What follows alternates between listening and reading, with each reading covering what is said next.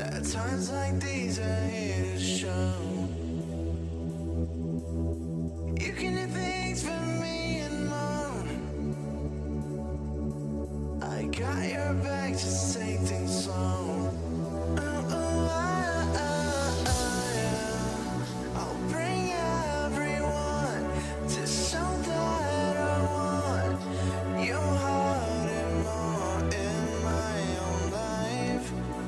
I'll tell everyone there's no stopping us. Can I have you for the rest of my life?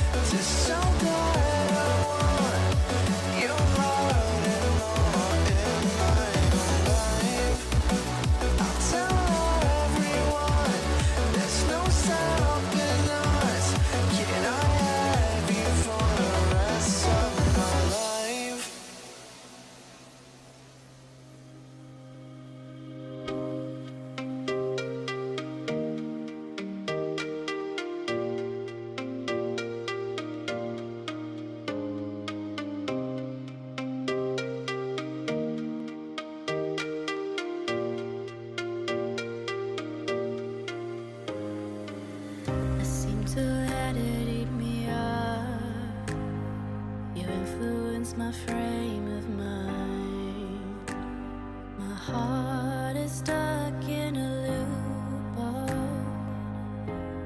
your rhythm and right. I tried to replace you with something new, whilst my body drives heartbreak along the ground, dancing about the idea of you, whilst you decide if I belong to lost and found. You know I'm dying to reach out to you. I'm trying but you can't see. You say my calls never come through. Why can't you just hear me? I'm crying 'cause I can't feel you. My heart's sinking to my feet. I'm lying 'cause I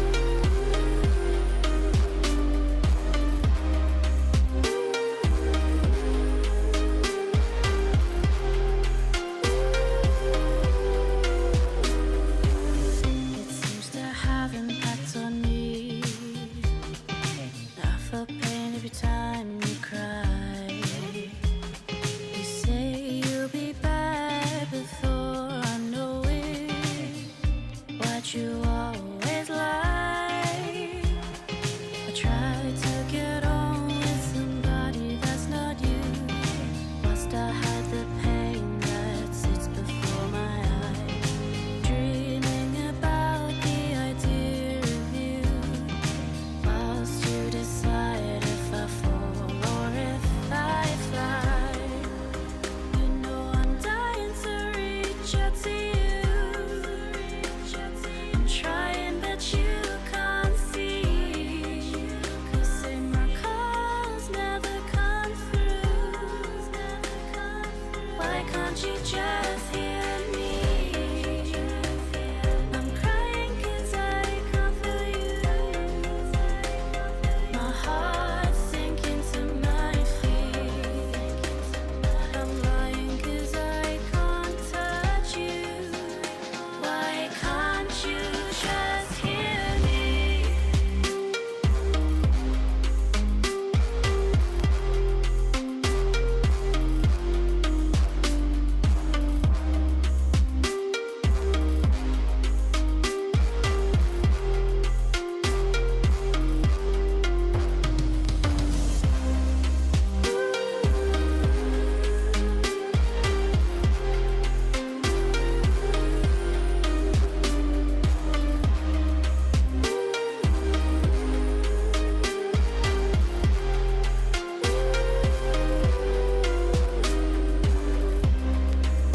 You know I'm dying to reach out to you.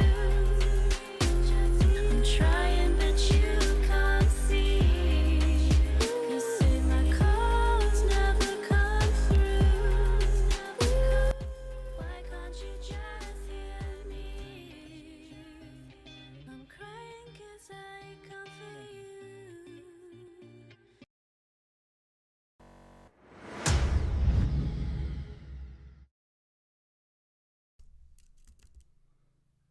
Hello, everybody. Welcome back to the Blind Press YouTube and Twitch channels. I hope you're all having a wonderful Monday. It is, of course, Monday Madness. I I went live just in time for question period. And that's gonna be interesting because the coup that wasn't, as it's being called, is still going on. Apparently, there's a petition going on now where everybody needs to vote via secret ballot to have a leadership review. So that's happening.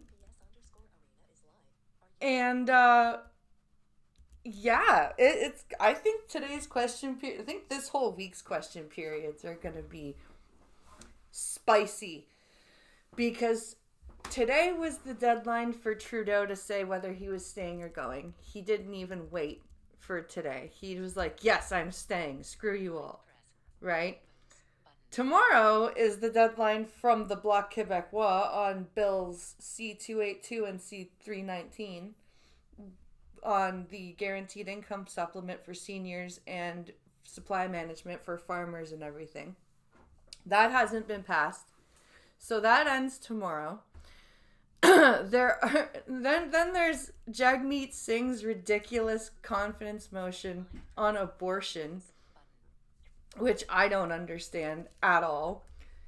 And it's gonna be a very weird week. And then on top of that, I have an Angry Cops video and a Papa Meat video. So it's gonna be a fun day. We're gonna have some fun. We're gonna laugh. We're gonna hear a bunch of weirdness. And it's gonna be fun, I think. I think we're gonna enjoy ourselves today. I was over the weekend. I competed in the Cento Showdown, and I got farther than I've ever gotten in any tournament that I've played in. I got 7th place overall out of 18, so I'm not happy with that. I could have gotten better. But it's still like leaps and bounds from where I've come from before. I didn't even make it out of pools in my last tournament play with the Cento Showdown. And so that's just goes to show how far I have come. And I'm not done. I'm not done competing. I'm gonna keep practicing and playing and having a lot of fun. And I think with the fact that you can register from your PlayStation for tournaments now for Mortal Kombat, I think that's really cool. And so I'll be checking those tournaments out as well. And yeah, it was a good experience, I think. I think it was a very good experience despite placing where I placed. And I think I'm not done competing. So, but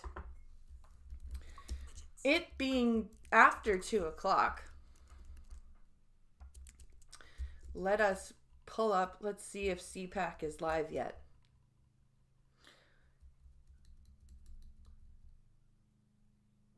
Aha, they are. In my county. Mr. Speaker.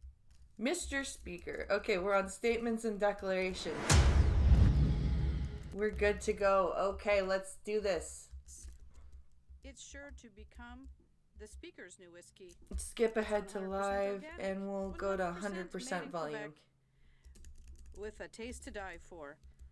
Le Pembroke whiskey is the latest creation from the distillery Grand de Pembroke Rougemont in whiskey, Saint-Jacques, which has already produced a gin in memory of the Acadians and a vodka. The creators of this whiskey are proud of the fact that it was conceived, grown, distilled, and aged right here in Montcalm. From grain to bottle, from the earth to your glass. Is it more than 5 years old? I defy anyone in this house to present you with a whiskey this good and of such high quality. Is it more than 40% and older than 5 years? Derangement Distillery for their vision Because and if above so, all then for I their will buy it tasteful for creativity. Fincalo to try.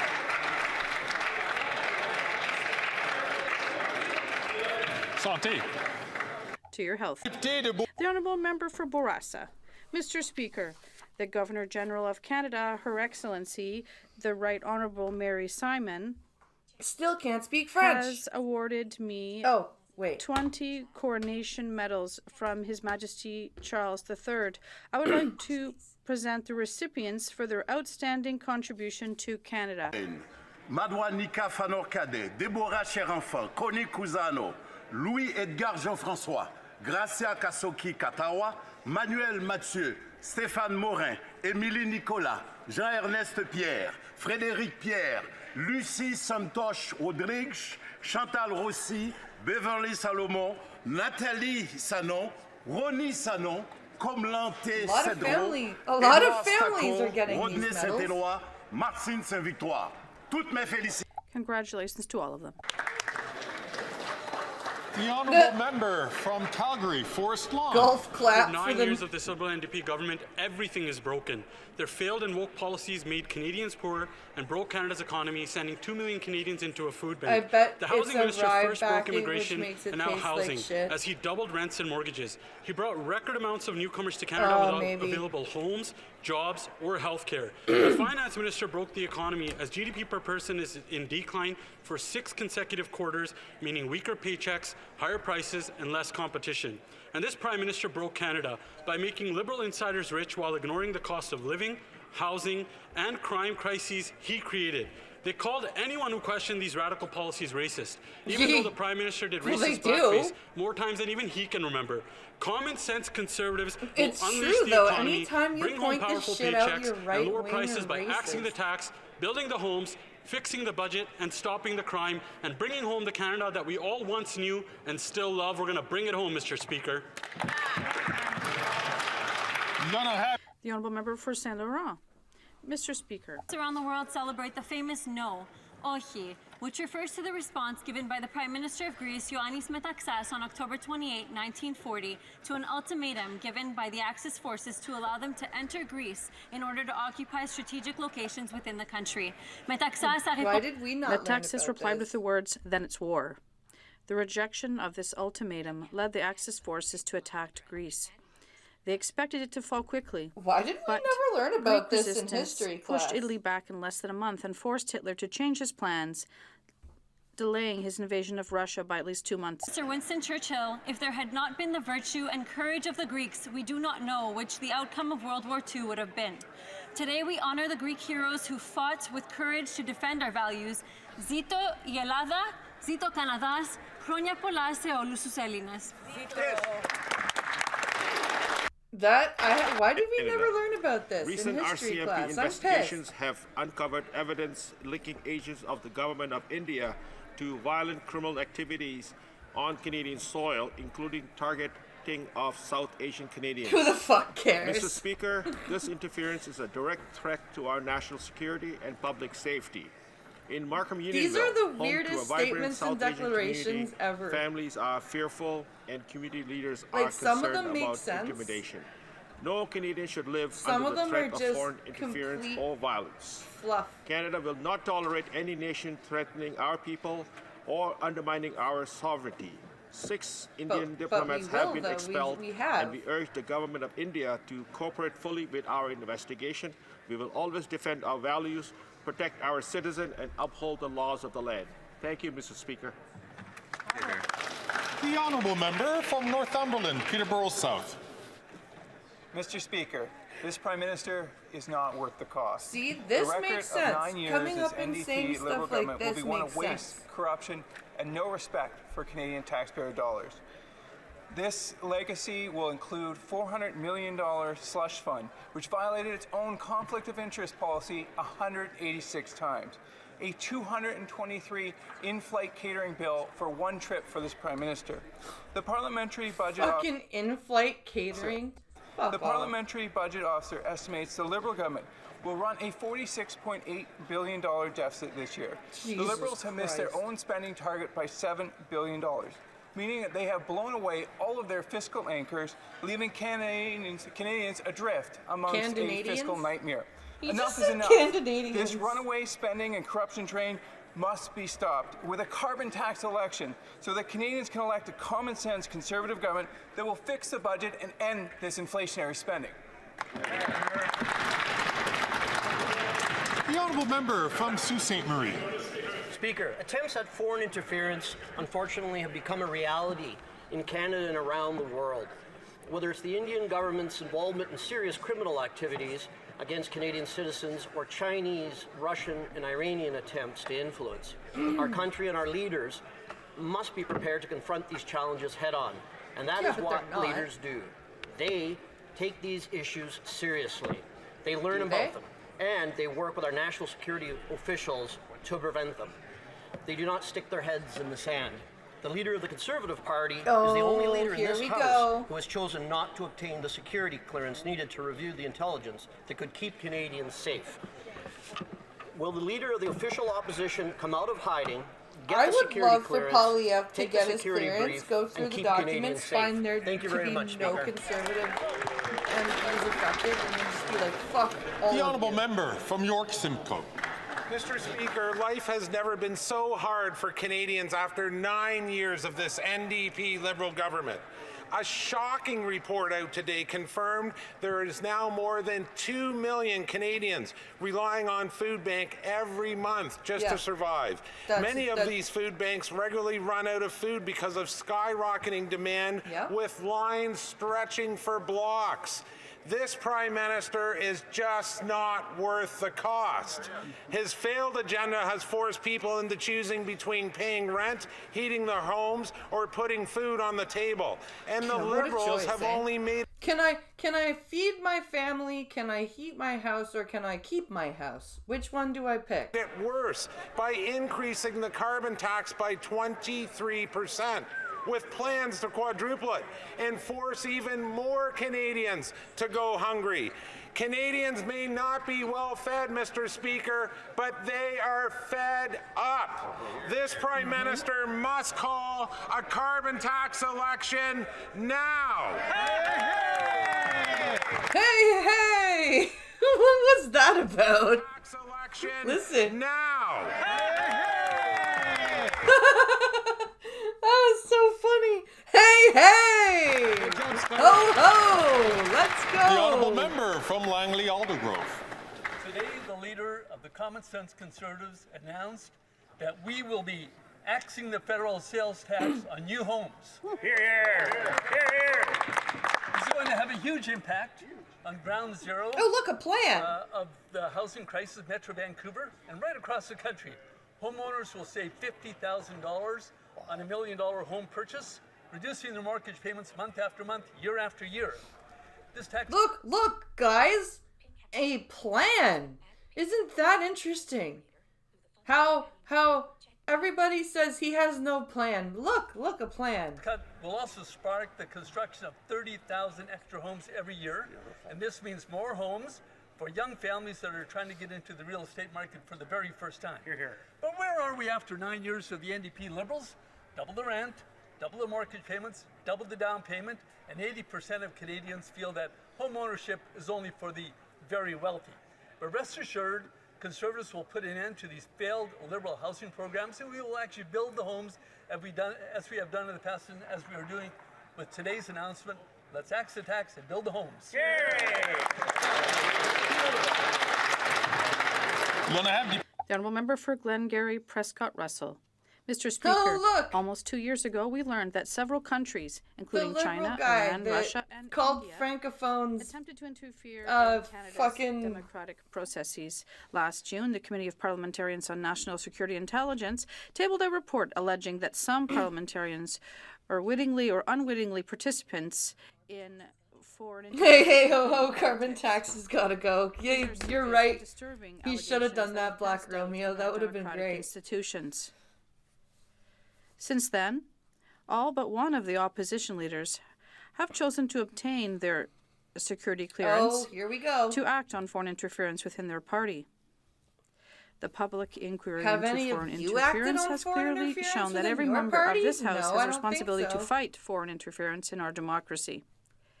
And I have a simple question for the leader of the Conservative Party.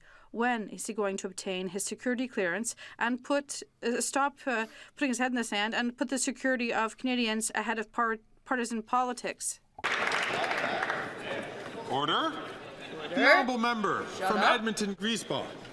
For over 110 years, the Bissell Centre has supported people in Edmonton experiencing poverty and houselessness. Their mission is to save lives, Mr. Speaker. They serve individuals facing complex challenges like intergenerational trauma, addiction, food insecurity, unemployment, and housing vulnerability. Of those accessing their services, 67% identify as Black, Indigenous, or people of color. Their holistic wraparound services go far beyond just housing supports. Last year, the Bissell Centre supported over 9,000 How about show us some transparency like you claim and just tell us the names? Oh, but honey, that would actually be transparent. They won't do that. People experiencing the worst outcomes of poverty. They housed over 500 people and supported an additional. Just like in my video today, I went over that article you sent me about why the Liberal Party can't kick Trudeau out. And you know the Reform Act of 2015? You know the election reform that Trudeau ran on as a thing to be elected? Yeah, guess whose party hasn't adopted the Reform Act? Yeah, that would be Trudeau's party, and Poilievre's party actually did adopt the Reform Act, so 675 community members in eviction prevention. Mr. Speaker, I think you would agree that organizations like the Bissell Centre are a vital resource for our communities. And I urge the Government of Canada to work with and provide urgent support for organizations such as the Bissell Centre. The workers at the Bissell Centre are the very best of us, and we owe them our tremendous thanks. Thank you. He's a very Bobby Lee-looking Asian guy. The honourable member for Terrebonne. Mr. Speaker. Terrebonne. Proud of my Quebec and Peruvian roots. Terrebonne is. It's a nice little town. I'll start again. Mr. Speaker, proud of my Quebec and Peruvian roots, I'd like to highlight the importance of Latin American Heritage Month. Throughout the month of October, I think of my mother born in Peru and who, after completing her doctorate in the U.S., chose to settle in Quebec, embracing the Quebecois vision of a strong social fabric, resilience, and tolerance. Latin Americans are the second largest ethno-linguistic immigrant group in Quebec. Are you going to demand that Spanish be added to the list of... As October draws to a close, let's acknowledge the significant impact of these communities made up of people like my mother. From Mexico to Chile and the Caribbean, the richness of their cultures and their vibrancy can be felt throughout Quebec. By highlighting their unique contribution to Quebec society, we are reminding ourselves of our commitment to an inclusive and cohesive society. As the Spanish often say, diversity enriches us. Thank you. They do? The Spanish say that? Really? That doesn't sound like something Cortez would say. The honourable member from Parrystown, Muskoka. After 9 years of this NDP Liberal government, Canadians know they're not worth the cost of housing. Nobody makes more money on housing than governments, and Canadians are paying the price. But the good news is that common sense Conservatives will deliver results. A Conservative government will axe the tax on new homes sold. On an $800,000 house, this tax could save a homeowner $40,000. That's $2,200 a year in mortgage payments. A common sense tax cut like this will lead to an additional 30,000 homes being built each year. In Ontario and British Columbia, government charges account for more than 30% of the cost of a new home. Wait, are they going to ignore the federal Portuguese, takes the fucking basis for Montreal? Yes. Yes, they are.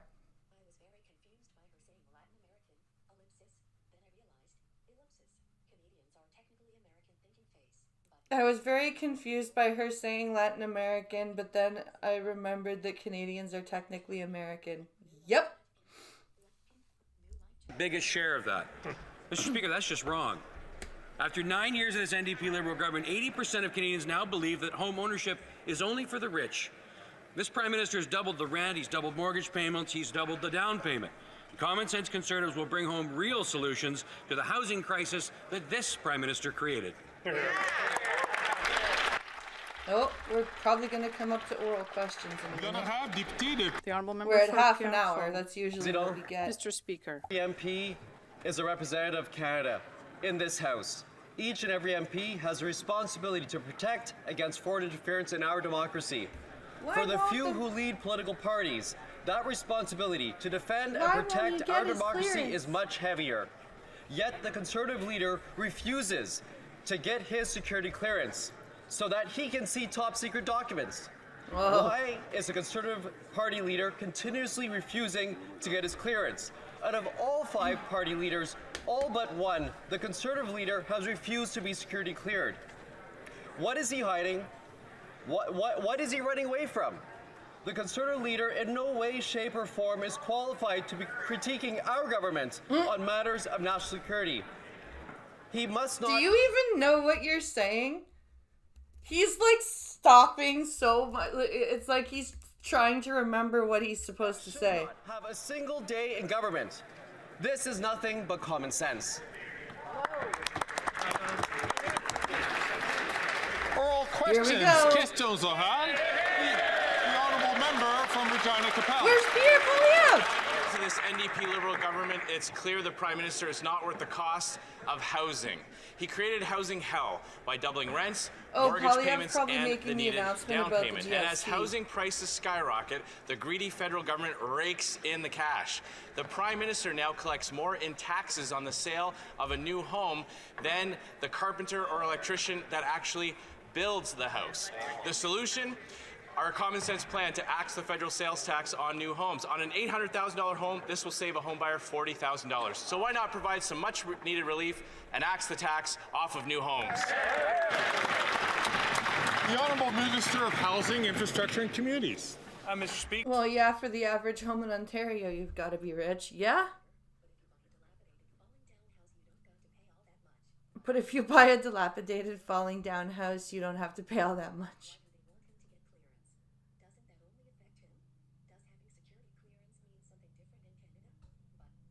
So Black Romeo, they want him to get clearance because they are claiming that there are members of his party that are affected by foreign interference, and they won't tell him which ones because they're saying that that's classified information. But it wasn't classified enough for Trudeau to keep his yap shut about it at a public hearing on foreign interference. But it's classified enough for them not to give Poilievre the names of the supposed members of parliament that are compromised. And now they're using it as a political weapon to say, look, he won't get clearance. Now he doesn't care about foreign interference in Canada. He's not a good prime minister. He's not a good, he's a threat to national security, and so is his party. That's basically what they're saying here. Speaker, I'm pleased to see the Conservatives have taken some inspiration from our plan in removing the GST to help get more homes built. But what's completely unacceptable is how they say they're going to pay for it. And this is telling about their strategy across a range of policy areas. They want to cut the programs that are going to deliver housing for low-income and middle-class families today, just like they plan to cut the programs that are going to provide dental care for families who need it, like they plan to cut the programs that will deliver birth control to Canadian women for free. Oh, that's like the a way very that they good oppose analogy programs there. to support seniors with pensions, students with student loans, and families with the cost of raising kids. It's time to build, not cut. Hear, hear. The honourable member from Regina Capel. Mr. Speaker, actually, the Liberals' own housing advisor said that the Liberal plan is, quote, turning out to be nothing more than a heist of tax dollars flowing from the feds to municipalities. The housing advisor for the Liberal Party even said that. That's insane. They fund bureaucracy and photo ops, not build new homes. It used to be in this country that it took 25 years for the average family to pay off their house. Now it takes 25 years just to save up for the down payment. Our plan on an $800,000 home will save a new home buyer $2,200 a year in mortgage payments. $800,000 used to buy you a mansion. Now you're lucky if you get 4 walls and a roof in Toronto and Vancouver. So why not adopt our plan and axe the tax off? It's true. Fucking $800,000 house used to be like, oh, well, look at you fucking fancy pants with your $800,000 house. The Honourable Minister of Housing, Infrastructure and Communities. Mr. Speaker, when he says adopt their plan to cut the supports for cities who are going to build homes, so plans to cut the money that's actually going to build the infrastructure to make home building possible. He talks about bureaucracy. Well, let's see. Last year I paid $24,000 on the house, and $21,000 of it was interest. Yeah. He must not have read the line in his own plan that says that they want to hire new bureaucrats just to run a snitch line if you don't like your neighbor's housing policies. They came up with this stuff on the backgrounds just to run a... He must not have read the line in his own plan that says that they want to hire new bureaucrats just to run a snitch line if you don't like your neighbor's housing policies. Your neighbor's housing policies. What the fuck does that mean? They came up with this stuff on the backside of a napkin after Googling housing for 5 minutes. When you actually talk to the people who have experience building homes, they will tell you how to get it done. We're going to follow the advice of the people who are building homes and talk to the people who have lived experience with housing needs. Lived experience? The honourable member from Regina Capel. Yes, lived experience. That's always done really well in helping people. This from the minister who admitted at committee that his housing plan doesn't actually build homes. Their plan funds bureaucracy and photo ops. And the more the Liberals spend, the less they build and the more Canadians have to pay. Since this Prime Minister started giving hundreds of millions of dollars to city saying there are compromised members already lets them know they are found out. So there is no excuse. They can't say it so they don't find out. Yeah, exactly, Black Romeo. Exactly. They're using it as a way to bludgeon the mind of the stupid. Yes. Yes, the stupid.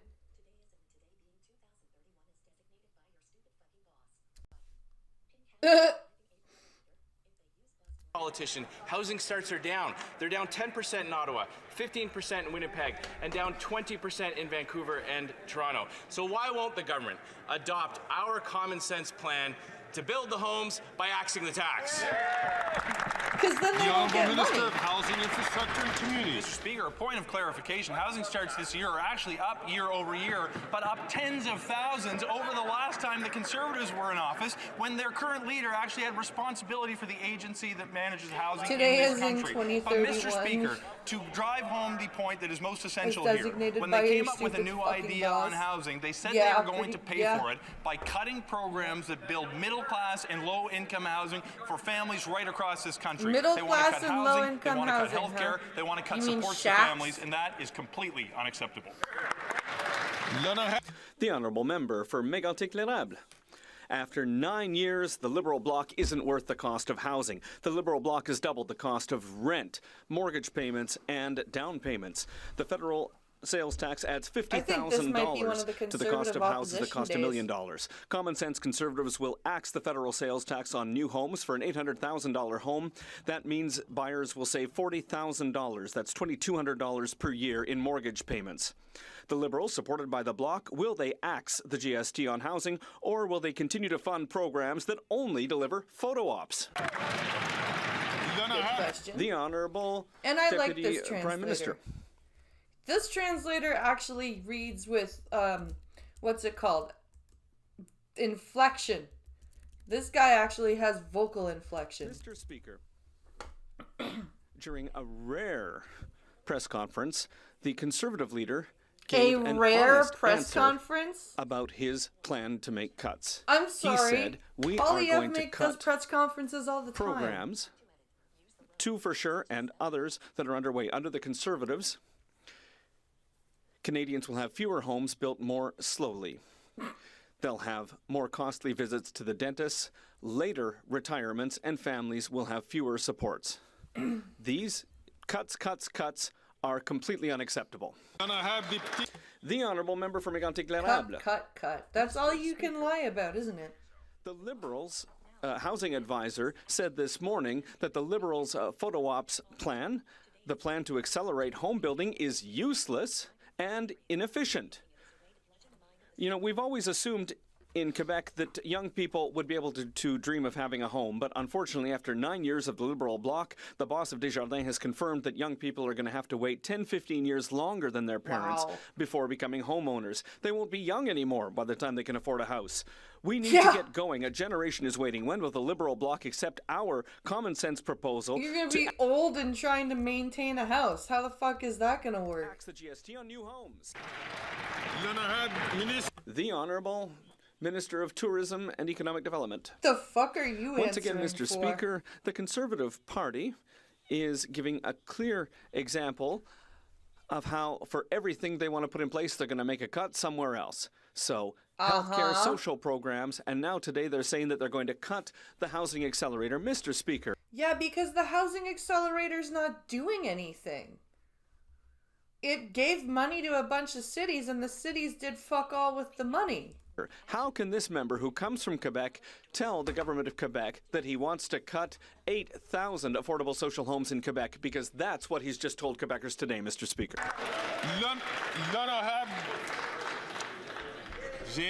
I would invite honourable members, if they wish to ask questions, to please put their name on the lists. And the Speaker will be very happy to recognize them. The honourable member Put for your La name Prairie. on the list. Everyone in Quebec is worried about our ability to welcome so many asylum seekers. But the number of asylum requests might go up because there are elections coming up in the United States in 8 days, and Trump has promised, as he said yesterday in New York, that as of day one, he'll launch the biggest program of deportation in the history of the country. He said he... Oh my lord. Oh my god. Oh my god. Do you think he's gonna deport the fucking Mexicans to Canada? Or are you expecting all the Mexicans and Hondurans and Guatemalans to come running up here? Holy shit. He would deport up to 18 million people. Many Americans are very worried about this, but it should also worry the federal government. Does the government have a plan? Does the government have a plan for when the orange man does something in his country that has... Oh my god. Oh my god, the fear-mongering. Migration from the United States suddenly becomes a flood. Oh my... The Honourable Jesus Minister Christ. of Immigration. Yes. Yeah. Honorable Minister of Immigration. Yes. That's it? Yes.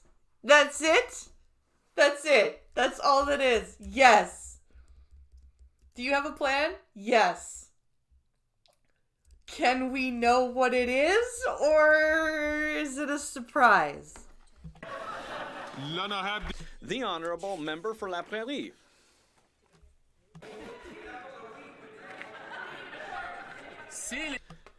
If people are afraid of being deported by Trump, they might wish to leave the United States. They could be many to consider going north instead of south. And remember, the last time that Trump promised deportations, it started off what we saw at Roxham Road, and we're still living with the consequences of that 7 years later. Yeah, well, whose fault is that? Because Trudeau was still in power. Trudeau was in power when Trump became president the first time. So why was the border so fucking unguarded? Governing means planning. It's not just saying yes. So without assuming what the results of the election will be, can the government please reassure us that there's a plan in case there's a massive increase in the number? I mean, he answered the question. Hi, Fury Kitten. Of asylum seekers, and not just say yes. Yes. Yeah. The Honourable Minister of Immigration Citizenship. Well, once again, Mr. Speaker, yes, we have a plan. The reality is that we've always managed the border with the United States, and it'll continue to be that way after the upcoming election. What is? That's not an answer. What the fuck? That's not an answer at all. The Honourable Member from Vancouver East. Abortion care is under threat in Canada. Women no, don't want more liberal talking points. They want protection. Women and gender diverse people are seeing hateful anti-choice rhetoric. I'm sorry, if you are able to carry a baby, then you're a woman. You're not a fucking gender diverse person. You're a fucking woman. Creep into Parliament, spread by the Conservatives under their leaders' watch. That's right. Clinic 554 closed in New Brunswick, and abortion care across Canada has been chipped away at. So while the Liberals I could see all the equatorial region people heading up to the northern provinces in November. Right? That's dumb. He didn't ask for specifics. That's true. Action is dangerous. Will the Liberals stop their grandstanding and start making sure every person in Canada has equal access to abortion care? The Honourable Minister of Health. Yes, Mr. Speaker, absolutely. That's exactly what we're doing and working with provinces and territories to make sure that the investments that we have in sexual health are there to make sure that women have access to an abortion. That's why we're advancing the work we're doing on pharmacare to make sure that women have both the contraception and access that they need. But on the point, we already do have the contraception and the access. Oh my God. Oh my God. Point. When the Conservatives have such a huge number of people in their caucus who are anti-choice, who are standing up against women's rights, we have to call that Why out. Are you lying? A woman has full autonomy and right over her body. There is no member of this legislature or anybody who should claim to have authority over a woman's body. Oh, shut up. The Honourable Member from North Island, Powell River. Speaker, it's very hard to implement a right when the Liberals don't assure access. Women are scared. They're seeing Conservatives attack their right to choose. No, women with brains are not scared because they understand that that's not under attack. They understand that the Conservatives are not going to touch abortion access.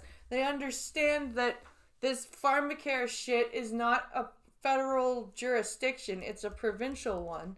So of course it should be cut. Meanwhile, the Liberals have allowed Conservative premiers to chip away at abortion care, making it nearly inaccessible in some provinces. Where? When women and gender diverse Canadians find me a province where abortion care is inaccessible. Hello, spittle buggies. Does this care include a men's right to choose? No, of course not. Of course not. are sick of hearing these pretty words from the Liberals, and they sure don't want their health care in the hands of the Conservatives. They want their right to choose to be protected. Will the Liberals support the NDP in making sure abortion care is fully accessible for all? It is accessible for all Canadians. In fact, up until 2018, we were forcing sterilization on Indigenous women after they had one fucking kid. So don't tell me that abortion access is not happening here in women's Canada. right Fuck to off. abortion care at risk, Mr. Speaker. A Conservative caucus over there with a third of their members having been greenlit by anti-choice organizations across this country, members across the aisle who have voted consistently for backdoor anti-abortion legislation, and a leader that will not stand up for the rights of women in this country. That's what's putting the risks of women's What backdoor anti-abortion legislation could they possibly be putting into place?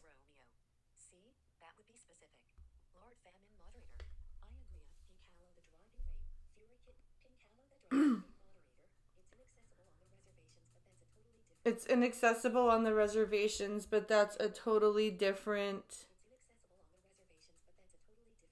argument that the Liberals don't want to have. Right? Hey, Lord Famine!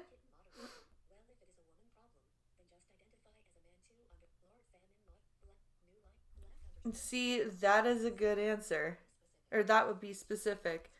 I wish someone would ask her that. At great jeopardy in this country, and we're not going to stand for it, Mr. Speaker.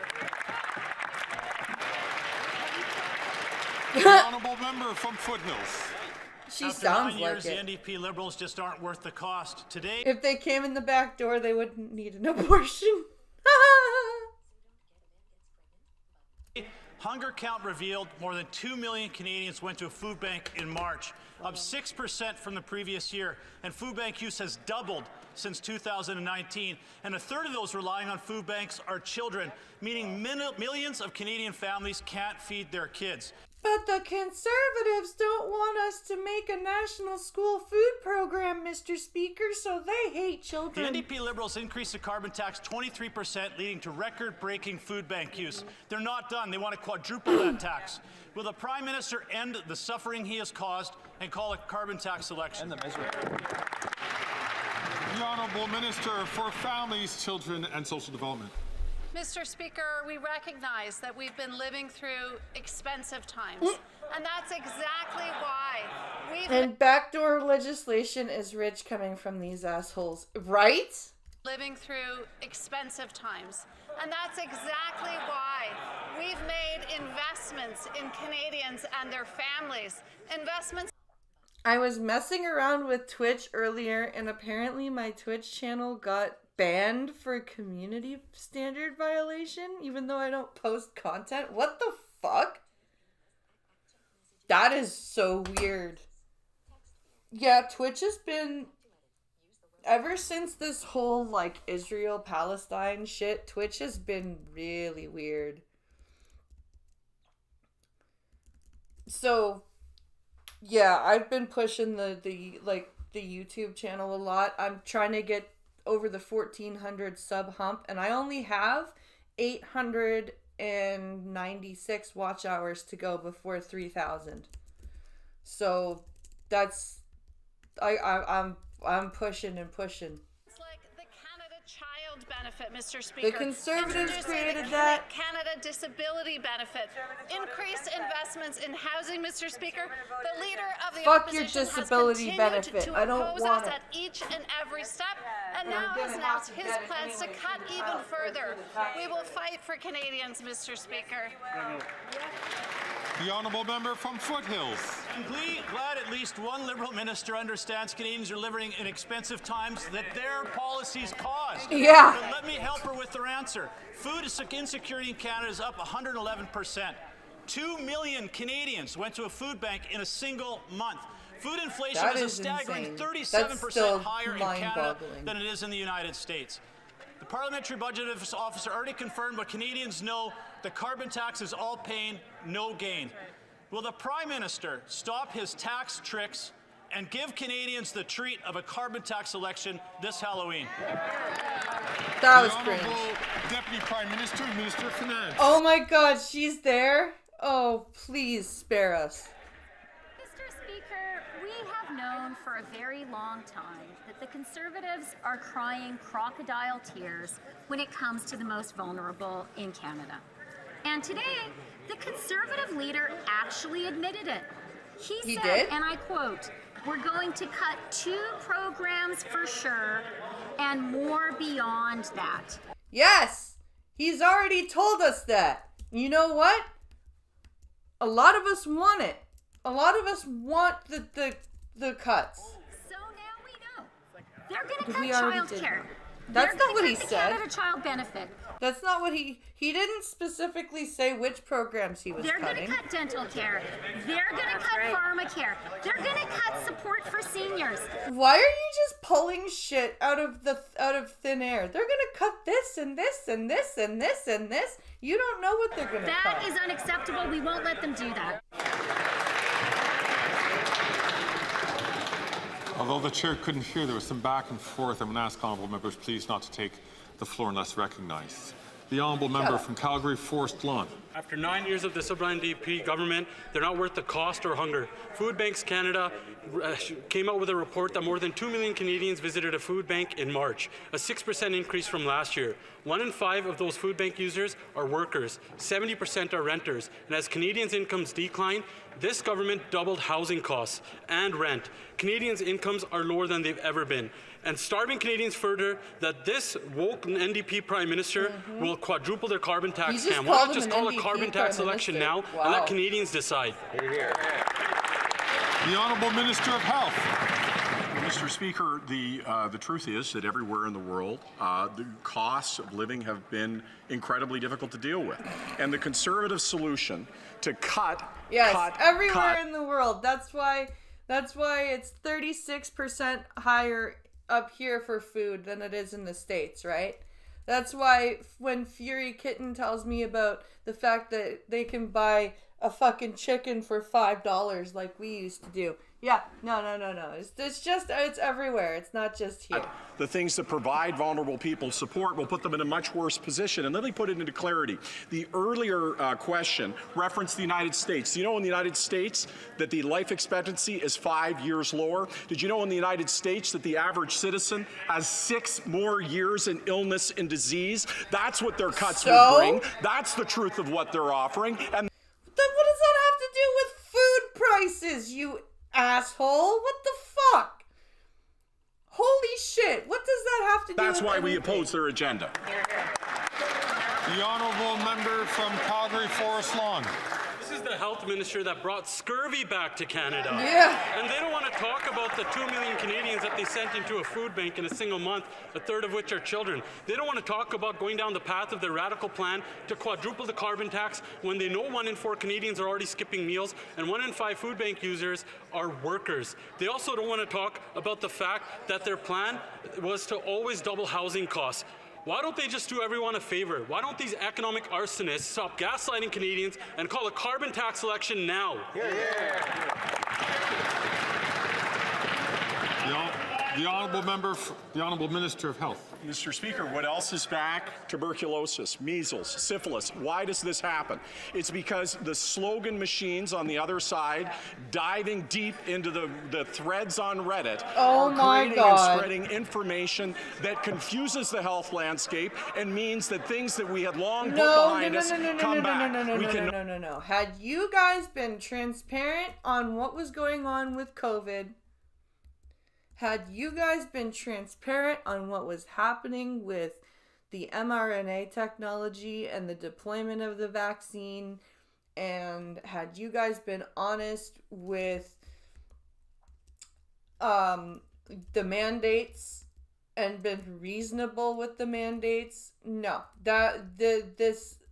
I'm not gonna put this all on conspiracy theory. This is a good chunk of it is on you, Mr. Government Man. I'm just gonna say it right now. That is a complete falsehood to say that it is all conspiracy theories. Not afford the kind of misinformation and the kind of nonsense that they spin, not only because it is not true, but because it put lives at risk, Mr. Speaker.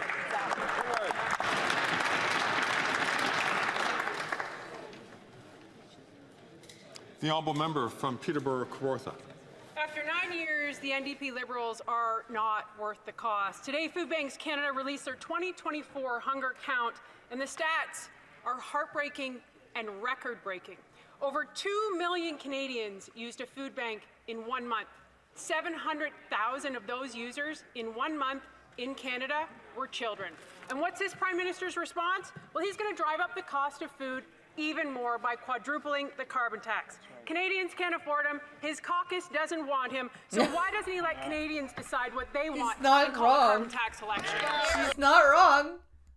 Does his caucus actually want him? Because doesn't seem like it. It doesn't seem like his caucus wants him at all. All right, we've come to the we're just about at the hour mark, so I'm gonna do a quick coffee refill and a bathroom break, and then we're gonna come back and get into this some more. So share the stream. Let's get some more people in here. I'll be right back.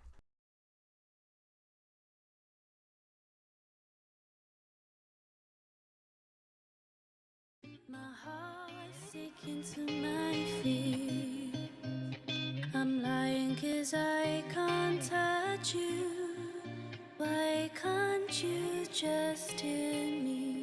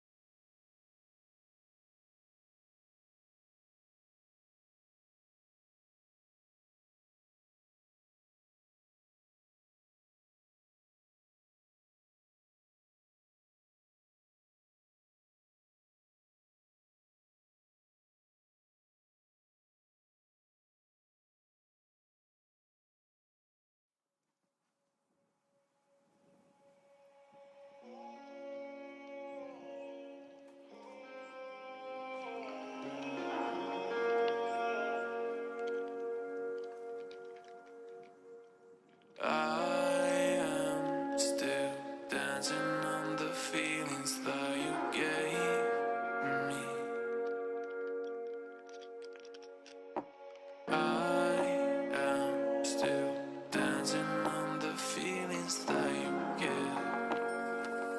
me.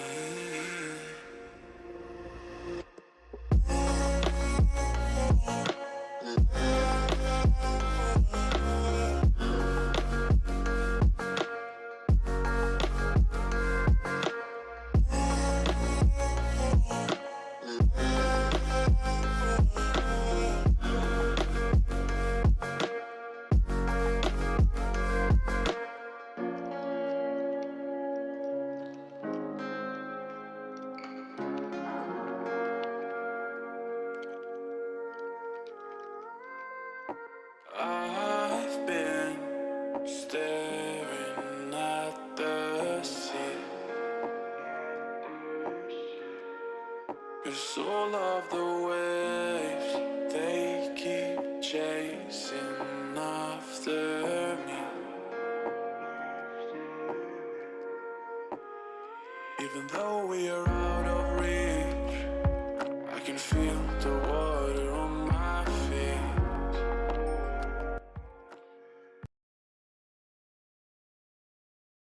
Okay. Oh. Damn it. Answer call. Hello? Is it? Where? Fuck. Is it on sale? God damn it.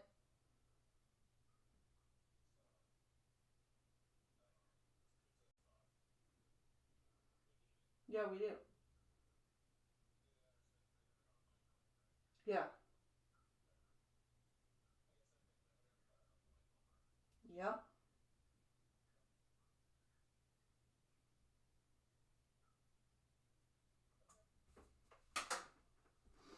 Okay. All right. We're back. We're back. And we are ready for more Ken Polly. And we got to replace the air fryer. Yay! Link in the pin chat, people. The Honourable Leader of the Government in the House of Commons. Oh, fuck. Thank you, Mr. Speaker. Mr. Speaker, when Canadians are facing tough times, what should a government do? They should provide programs that provide supports to them, like the Canada Child Benefit, like making childcare more affordable, like dental care for seniors and vulnerable Canadians. Says Christopher Freeland. But what is the Conservative plan? Oh well, my it's to cut God, those that's programs. right. It's to take away the They very admitted it supports today. that Canadians rely on. Well, it's to cut those programs. That's It's to right. take away the They very admitted it supports today. that... Shut up, Christopher Freeland. It's not your turn to talk. Canadians rely on when times are tough. Mr. Speaker, we know the Conservative plan, and it's to balance the books on the backs of Canadians. Mr. Speaker, we won't stand for that. We're going to stand for Canadians. To Thank you. balance the books on the backs of Canadians. Ugh, the alliteration. If you give them room to wiggle out of a situation, they will always take it. Yup. Yup. This is Karina, not Christia. I know, but Christia was talking. Listen, hold on. It's to cut those programs. That's It's to right. take away the They very admitted it supports today. that She's talking while Karina is talking. Canadians rely on when times are tough. Mr. Speaker, we know the Conservative plan, and it's to balance the books on the backs of Canadians. Mr. Speaker, we won't stand for that. We're going to stand for Canadians. What Thank you. is Very good. Very We won't stand for good. that. We're going to stand for Canadians. Thank you. Very good. Oh my God. Somebody donate so I can buy alcohol. The Honourable Member from Peterborough Kawartha. Mr. Speaker, Canadians will not stand for that gaslighting. After 5 Thank years, in you. the last 5 years, food bank usage has doubled. It is the highest in history. People who used to volunteer at the food bank are now lining up to At the use it. food bank, Food yep. banks are running out of food in Canada. Mr. Speaker, please, for the love of God, let them call a carbon tax election. This Prime Minister doesn't seem to understand the human consequences of his policies, that when you tax the farmer who grows the food, the trucker who ships the food, you end up taxing the Canadian who has to buy the food into poverty. Enough. Call a carbon tax election. Yeah. The Honourable Leader of the Government in the House of Commons. $7,782 a year tax-free. That's the Canada Child Benefit. And the Conservatives created it. It was called the CCTB, and before that it was called the baby bonus. That has helped lift over 450,000 children out of poverty. That's what right. that member is calling gaslighting is real money that's helping real Canadians. Except they're ignoring the fact that hundreds of daycares have pulled out of the $10 a day because the feds are not giving the provinces the difference. Oh, you mean exactly like I said would happen? How else do you balance the books without our tax money, you dumb cunt? She did not go on maternity leave. She had the kid. Oh, yeah? Who's doing the... Well, no, because she's going to pay somebody to look after her kid. Gaslighting, Not Mr. a Speaker, daycare it's the person, Conservative though. members of Parliament that want to sell slogans instead of solutions. It's them who say that they can fix things while cutting the services and the programs that Canadians rely on. We're going to do real things that help real people. That's what we do on this side of the House. Beautiful, Karina! Oh my God! Good girl! Good doggy, Karina! Holy fuck, Christian Freeland. Holy fuck. Ask the honourable member from Dufferin-Caledon, please, to not take the microphone and not take the floor unless he's recognised by the Speaker. The honourable member from Montcalm. On October 30th, Quebec will finally allow advanced requests for medical assistance in dying. And yet the health minister is still setting up roadblocks. Last week, he said that Quebec was moving too quickly, and he even suggested that it was possible that he might challenge the move. Mr. Speaker, Quebec isn't going too quickly. It's been preparing for years, and for years, patients like Sandra de Montigny have been fighting for this day. Will the minister cooperate instead of setting up roadblocks? The Honourable Minister of Health. Always, Mr. Speaker, we're always ready to cooperate, and on such a delicate subject as advanced requests, it's absolutely essential that we make sure that there is a national conversation, and also to make sure that our system is ready. We need to make sure that we take the time necessary with this subject, because it's absolutely essential to make sure that the right choice is made. The Honourable Member from Montcalm. October 30th is in 2 days. Her condescending tone is aggravating. It makes me want alcohol. Somebody click that link in the chat so I can get The federal alcohol. government is still denying access to end-of-life care. For months, 6 professional orders have been asking for the criminal code to be harmonized with Quebec's law. We're 2 days from the deadline, and because the federal government has done nothing, there are doctors who are worried about the legal limbo around this issue. Will the federal government modify the criminal code and stop endangering access to care for sick patients?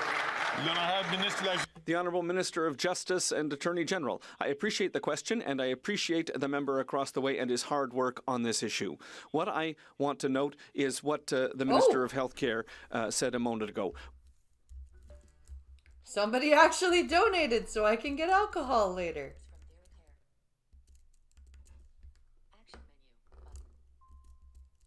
Let's see. How many jumping jacks must I do?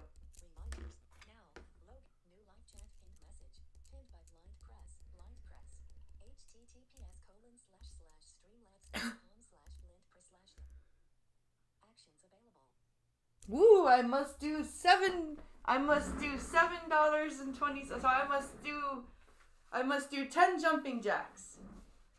So let's do. Okay. Out of the way, chair. Let's put this on solar. We'll do 10 jumping jacks for the donation. Ready?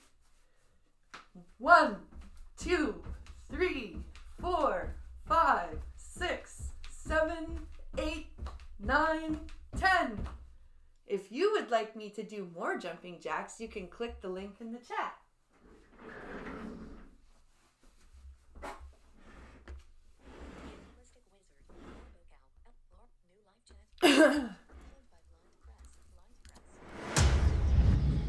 We are very aware of what the government of Quebec wants to do. We are also aware that we need to consult all the other Hey, don't be provinces sorry, to make sure that Damon. we move forward with a national consensus on this issue. That is the best way to move forward. It's the method that we've used so far. We'll continue to work this way. The Honourable Member from Montcalm. Oh, the he's Bloc the Québécois whiskey isn't guy. calling That's for the whiskey preferential guy, treatment Montcalm. in the criminal code.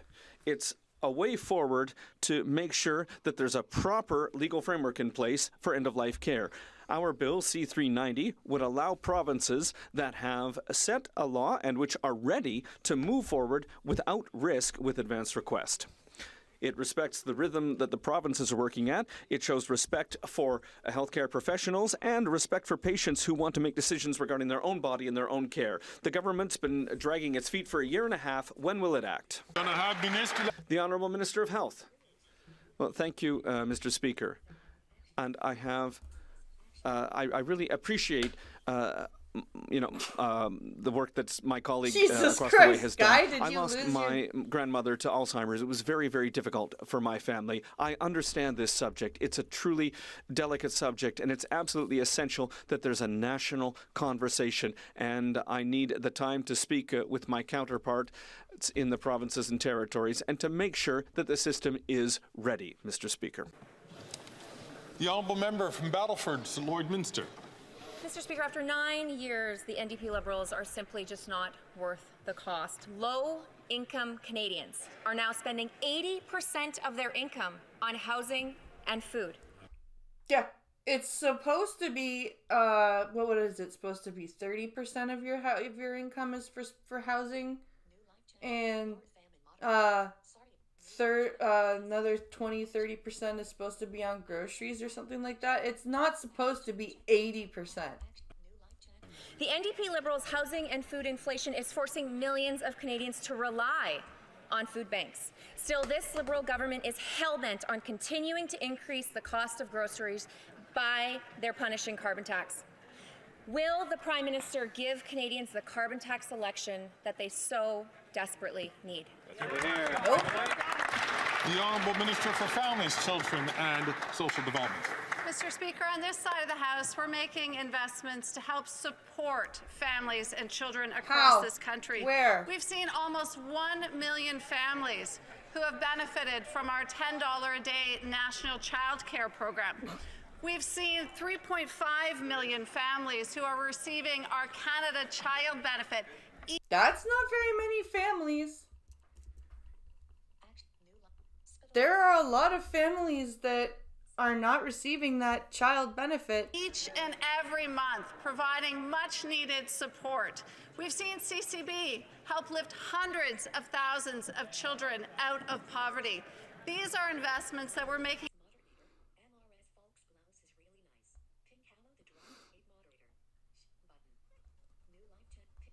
Well, if I donate, donate, the it's House going to to ensure cost that her we're there for Canadians and 2 families. muscle relaxants with her. The honourable member from Battleford, Lloydminster. Mr. Speaker, that Liberal government is pushing Canadians to the brink, and they should be ashamed of their carbon tax fixation and that it has made life's basic necessities unaffordable.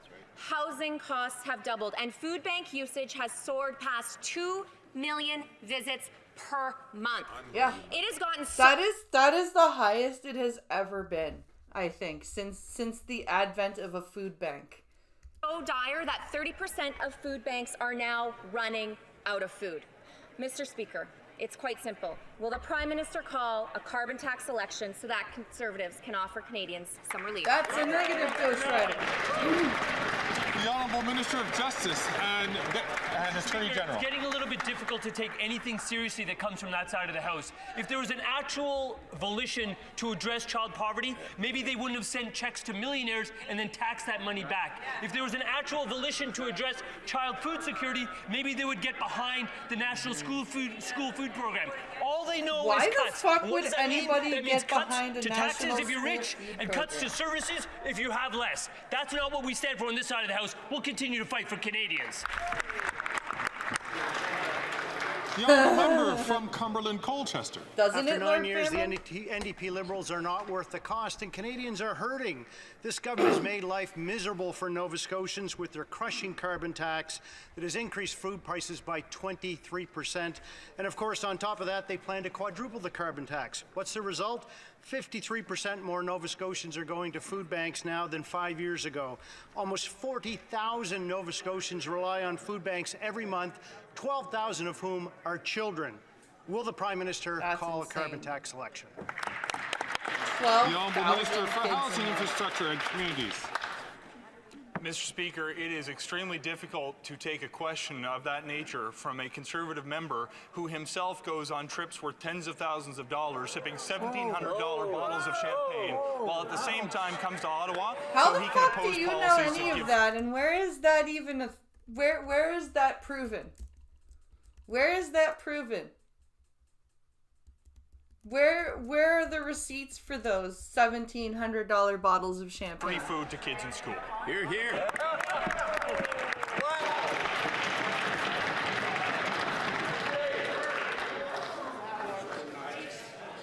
Alors, s'il vous plaît. Order, please. I'm still wondering why they have poppies on when it's not November. Window dressing? Patrick. Mr. Speaker. Hey, Pip is you know here. How many people need help from food banks simply to eat? Just guess a number. That number is 2 million people, Mr. Speaker. That's an increase of 90% in 5 years. While people go hungry and community groups 90% collapse, in 5 years. the Liberals aren't doing anything. Happy with their results. When will they have the courage to take on the ultra-rich who are stuffing their faces while people are starving? The Honourable Minister for Public Services and Procurement. Thank you, Mr. Speaker. I'd like to say we need to have courage and heart. My colleague is right to insist on the hardships many families are living through, including in my riding. That's why we have to have heart, and to have heart is supporting the food, the school food program. Be of good cheer. Be of good cheer, fellow, oh dear peasants. Do not despair. Which my honourable colleague voted for. Why are the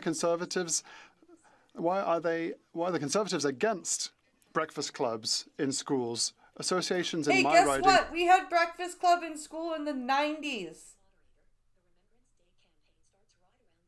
The Remembrance Day campaign starts right around the 20th.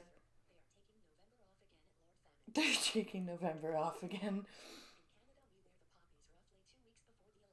In Canada, we wear the poppies roughly 2 weeks before the 11th.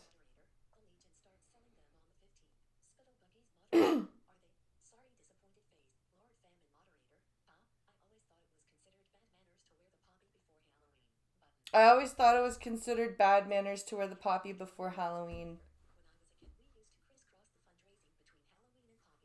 When I was a kid, we used to crisscross the fundraising between Halloween and poppies. Yeah, I think we did that too. That feed children all every single day. Why do the Conservatives call them bureaucratic? From Port Moody, Coquitlam. We had, like I said, we had breakfast club back in the fucking 90s, and my school was not a rich school. Like, my elementary school was by no means a rich school. And there was breakfast club every single day. Halifax to Port Moody, Coquitlam, all Canadians should be able to get where they need to go on public transit. But for people living with disabilities, public transit often comes with barriers. The Liberals told people with disabilities they'd make sure cities had funding for accessible transit. But just like with every Liberal promise, it's been delayed and forgotten. Yeah, that's one of the reasons why I moved out of the big city. Will the Liberals finally deliver the promised funding for accessible public transit, or will they keep leaving persons with disabilities behind? Good question. We don't care about people with disabilities. The Honourable Minister for Mr. Speaker, Housing, Infrastructure and Communities. For her question. It's important that we make investments in public transit because we know the disproportionate impact it has on low-income families, on seniors, and yes, Canadians living with disabilities. We're moving forward with what will be the largest investment in the history of this country when it comes to public transit. Exactly. This includes new baseline funding that will provide long-term, reliable allocations of funding to municipalities. That will Breakfast Club was a good movie.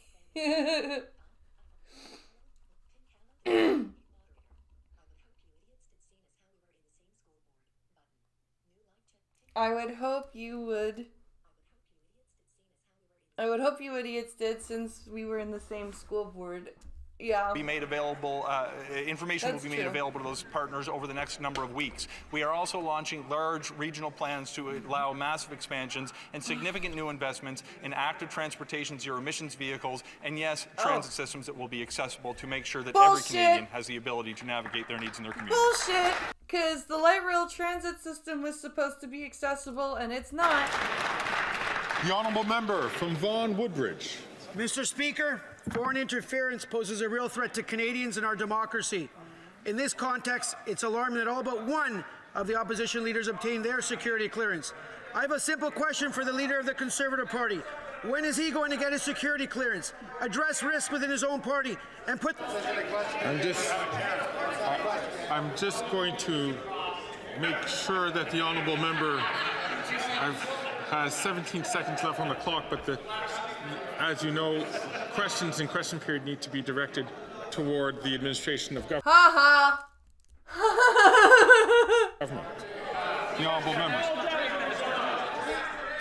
Mr. Speaker, foreign interference poses a real threat to Canadians and our democracy.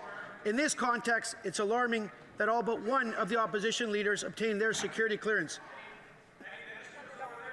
Mr. Speaker, to the federal government, what are we doing to ensuring that the security of our democracy is protected? What the hell is Breakfast Club? Oh, so it's a program that was fun, that was like around ever since the 90s at least, and it was so that kids could have like a good breakfast and a good meal if they were like poor or something, or sometimes like if they were like, if you were like, you didn't even have to be poor, like maybe your family had a bad week or something and you just didn't have food, or maybe you were running late and you didn't have time to have breakfast, or you would have been late for school, so you can stop by the office and grab like a bowl of cereal or a granola bar or an apple.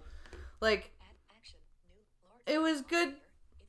It was a program to make sure that kids at least had a good breakfast. And ensuring that all opposition leaders get their security.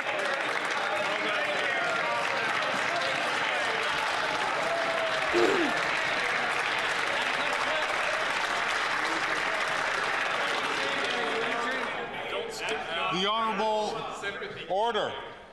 The Honourable Minister of Justice and Attorney Shut General. up. As my colleague from Vaughan Woodbridge said, foreign interference poses a real threat for Canada's national security. Foreign actors want to create uncertainty in our institutions. It's time for all of us to take foreign interference seriously and stop the spread of that uncertainty. That's your answer? That's your answer? Okay. I'm going to ask all colleagues, please. Thank you. The Honourable Minister of Justice from the top. Mr. Speaker, as my colleague pointed out, foreign interference poses a real threat to Canada's national security. Foreign actors want to create uncertainty in our institutions. It's time for all of us to take foreign interference seriously and stop the spread of that uncertainty. This includes the Conservative leader. Once again, I have a simple message for him in three-word phrases that the leader of the Conservative Party is sure to understand. It's time to get the clearance, take the briefing, protect the country. That was gay. There, I've summed it up for you in a three-word thing. That was gay.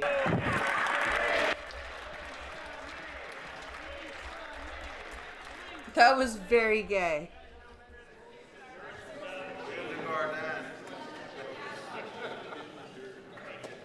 The Honourable Member from Kelowna Lake Country. After 9 years of these NDP After Liberals, 9 years of that amount of gaiety, we need less gayness in the country. cost of housing. They doubled rent, doubled mortgage payments, doubled down payments, and homeless encampments have opened in record numbers across Canada. Most young adults believe they will never afford a home.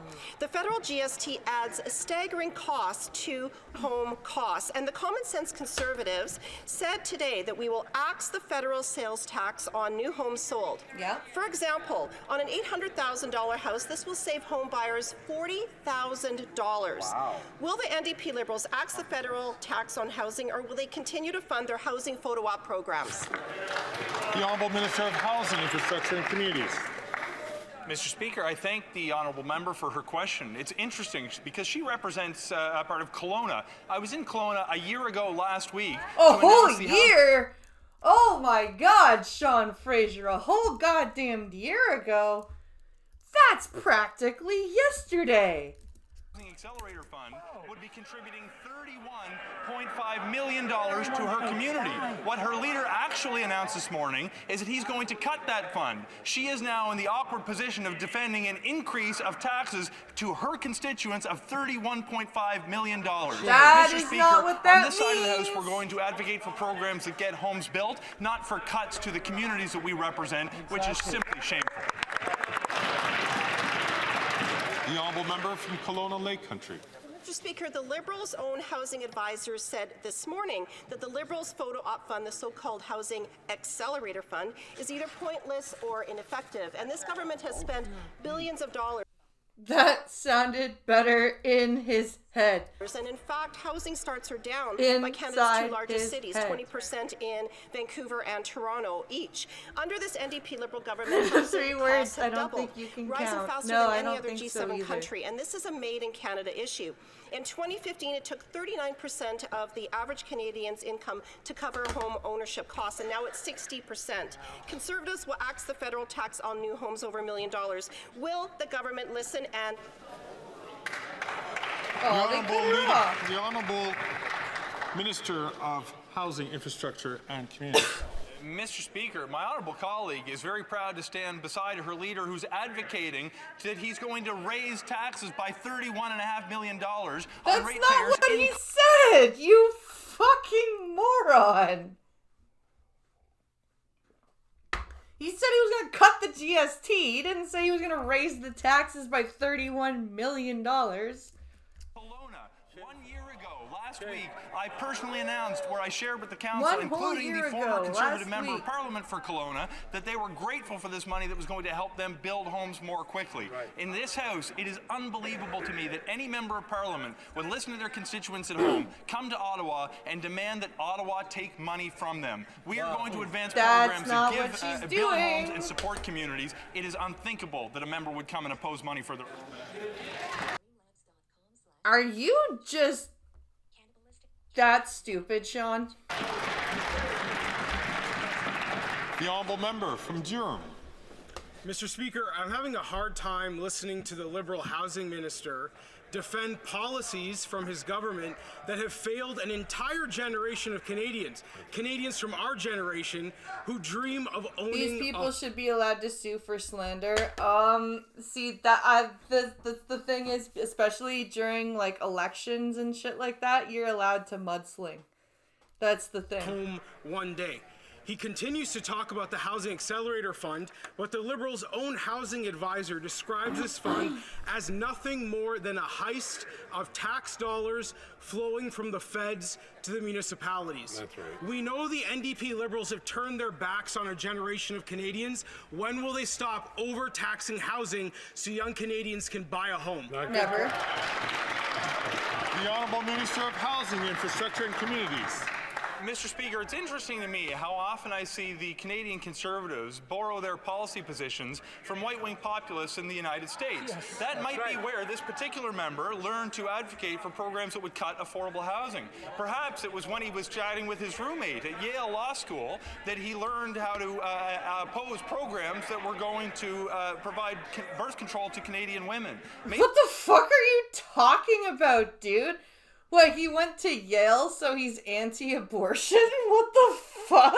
It's his engagement in the United States that causes him to deal with the policies to legalize assault because only firearms. Americans Mr. Speaker, are, in this House, are on this side of the House, anti-abortion. we will advocate Yeah. for policies that build more Okay. homes more quickly, not oppose them at every turn. I can't believe Sean Fraser just said Americans are only are where anti-abortion ideas come from. That's ridiculous. It's no surprise that this Liberal housing minister continues to turn his back on a generation of Canadians because he's clearly not focused on his job. He wants to talk about what's happening in other countries. Let's talk about what's happening in our country, Mr. Speaker. That's right. The last time Conservatives were in power, houses cost half of what they cost right now. Currently today, under this Liberal government, nearly 39% of the total taxes on new homes in Ontario are going to politicians and bureaucrats in Ottawa. When will this government agree with Conservatives and end the federal GST on housing so young Canadians can... The Honourable Deputy Prime Minister and Minister of Finance. Oh, Jesus. Mr. Speaker, let me tell you what we will never agree with. We will never agree to the Conservative agenda of cuts and austerity. Cuts that will hit the most vulnerable hardest. Cuts and austerity? No, no way. Never cuts and austerity. That might mean Canadians could save money. Speaker, the Conservatives, they've been trying to hide their true colors Hold on from a second. Canadians. I need to take this. Hello? Yes. Hello? Yes.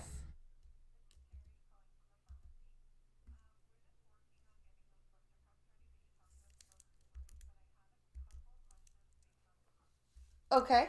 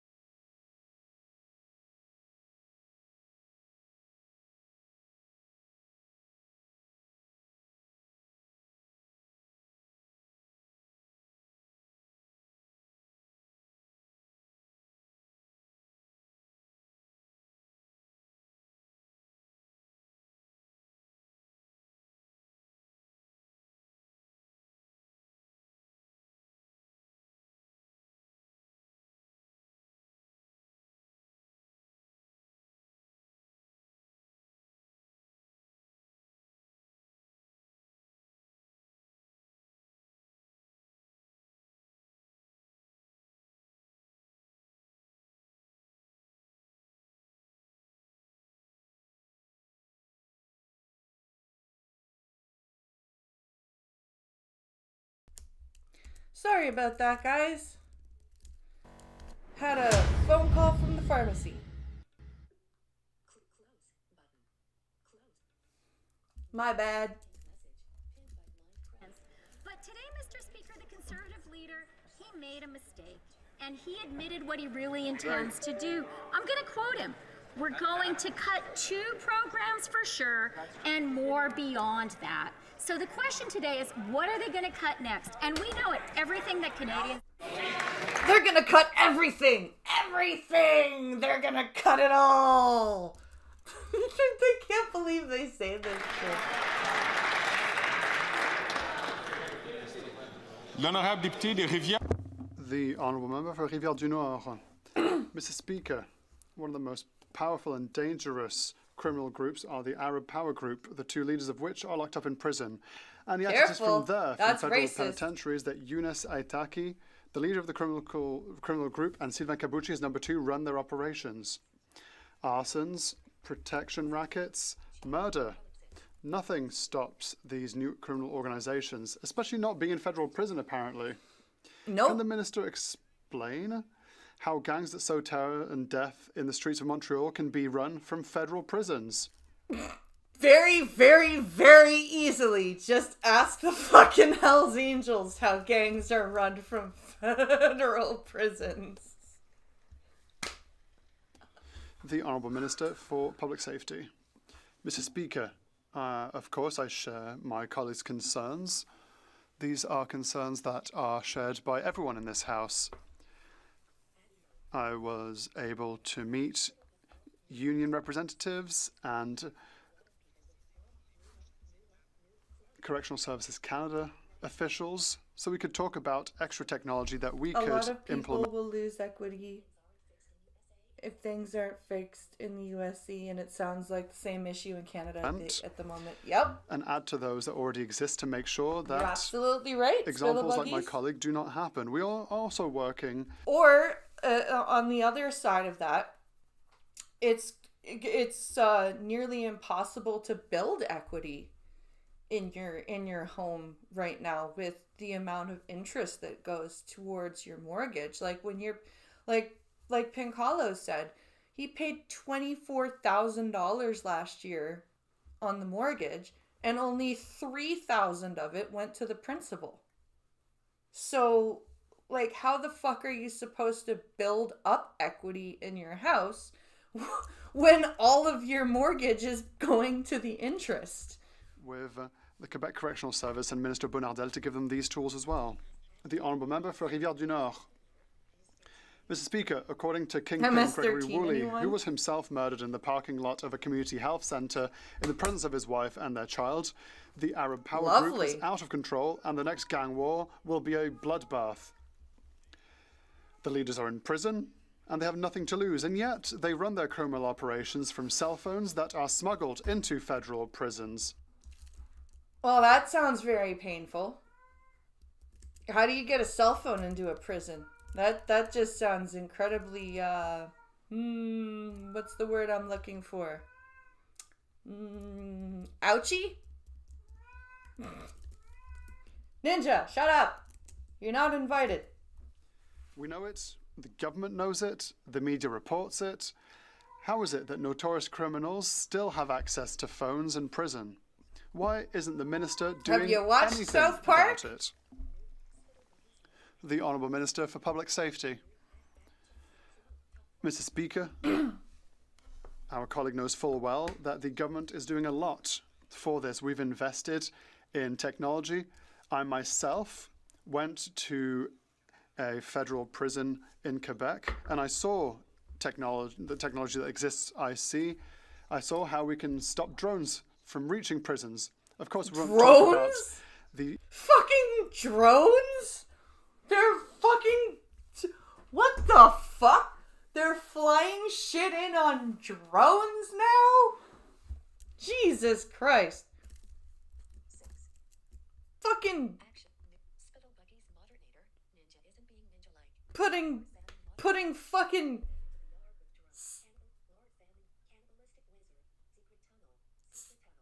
Secret tunnel. They're dropping them into the yard with drones. Yeah, apparently. Jesus Christ, fucking drones? That's insane. implementing technology because information is not public, because that would give criminal gangs information to circumvent our measures. We will continue to invest in these technologies and we will do everything that is necessary to protect people in prisons and outside. The Honourable Member for Lévis-Lotbinière. Inmates got Mr. Speaker, Uber after Eats. 9 years, the Liberal Bloc is proving every day that it is not worth the cost of housing. The Liberal Bloc doubled rents, mortgage payments and down payments. Only the common sense Conservatives will eliminate the federal sales tax on new homes. That's $40,000 in savings or $2,200 a year in mortgage payments on an $800,000 home. Mr. Speaker, will the Bloc-supported Liberals have the courage to abolish the federal sales tax on housing, or will they continue to fund their photo-op programs? The Honourable Minister for Tourism.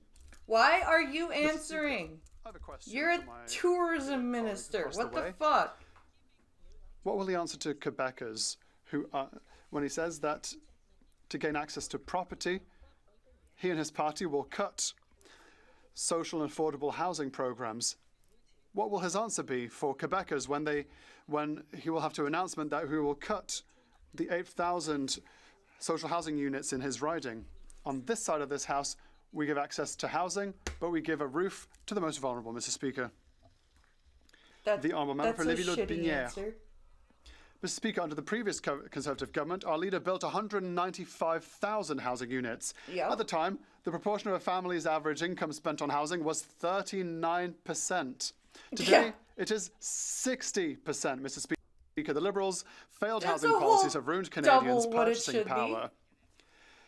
Mr. Speaker, the $8 billion Liberal programs have doubled the cost of rents, mortgages and down payments in 9 years. When will the Liberals and the Bloc call an election to finally give Canadians affordable housing? The Honourable Minister for Public Services and Procurement. Well, thank you, Mr. Speaker. My colleague perhaps doesn't know this yet. He keeps talking about affordable housing. Perhaps he should check the statistics. The answer given to information asked last year, 6 affordable housing units that the Conservative leader built when he was housing minister throughout the country. So I'd like to ask where him, are they getting that number from how anyway? only 6 were built. But these 6 housing units can't even be found. We've been trying to find them. We can't find them, Mr. Speaker. It beggars belief. The Honourable Member for Charlesbourg-Haute-Saint-Charles. Mr. Speaker, the Office of the Privacy Commissioner has reported there were allegedly only 113 privacy breaches at the Canada Revenue Agency between the years of 2020 and 2024. Yeah, so I saw a news thing this morning and I couldn't read it. So I didn't cover it. But apparently, Canada Revenue Agency has been reporting has been underreporting the amount of cyber attacks on Canada Revenue Agency. But CBC Radio Canada reports that the number has risen to more than 31,000 security breaches directly affecting 62,000 Canadian taxpayers. The CRA now claims to have issued payments totaling $190 million in connection with confirmed cases of fraud since 2020. The minister has tried to hide this information from the public and parliamentarians. Will she allow Canadians to recoup this $190 million? No. The Honourable Minister for National Revenue. Thank you, Mr. Speaker. First of all, I'd like to say that fraud is completely unacceptable and that we have undertaken measures to fight it. Except when we do it. The CRA is a target of choice because within the agency there's a lot of personal information and benefits are processed, tax returns are processed, but our systems are robust, Mr. Speaker. The agency has methods They're robust, are they? detect and block attempts of fraud. And every time there is an attempt that is detected, the person involved is noted. Not bad. Cat litter, cat food, and the air fryer came out to $160. Wow. They can't find the houses. Way to put your incompetence on full display. Yeah, right?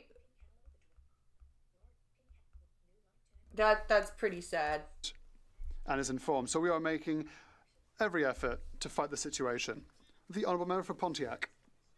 Mr. Speaker, over 30 years ago, the Supreme Court of Canada established the right to abortion in Canada in a safe way for their reproductive health. But today I'm concerned. I'm concerned because Conservative MPs can... I'm scared that abortion is going away because I'm fear-mongering like all hell. Continue to put forth petitions and bills. Some are even going to Florida to anti-choice rallies. Where? It's Which not one? their business, Mr. Speaker. Can the Minister of Economic Development today reaffirm the government's commitment to supporting women's reproductive health and women's rights as a whole? The Honourable Minister for Tourism. Mr. Speaker, when we talk about the right of women to choose, women are concerned. From coast to coast to coast, I'd like to commend the courage of the MP for Richmond Athabasca, who unveiled the Conservative Party's hidden agenda. What hidden agenda? What fucking hidden agenda? Seriously.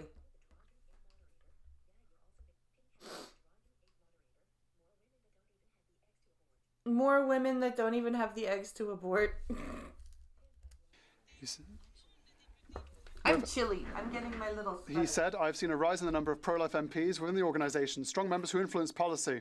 One of the Conservatives' hidden agendas is to elect anti-choice candidates and adopt anti-choice laws. On this side of the House, we're protecting the right of women and we reject anti-choice Where are you getting this from? candidates.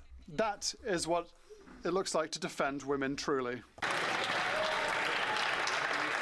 The Honourable Member from Simcoe North.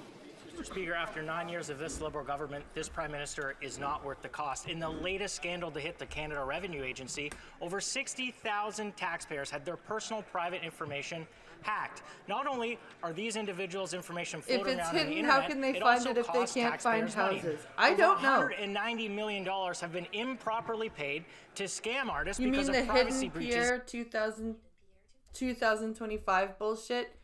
Yeah, I think so. At Revenue Canada.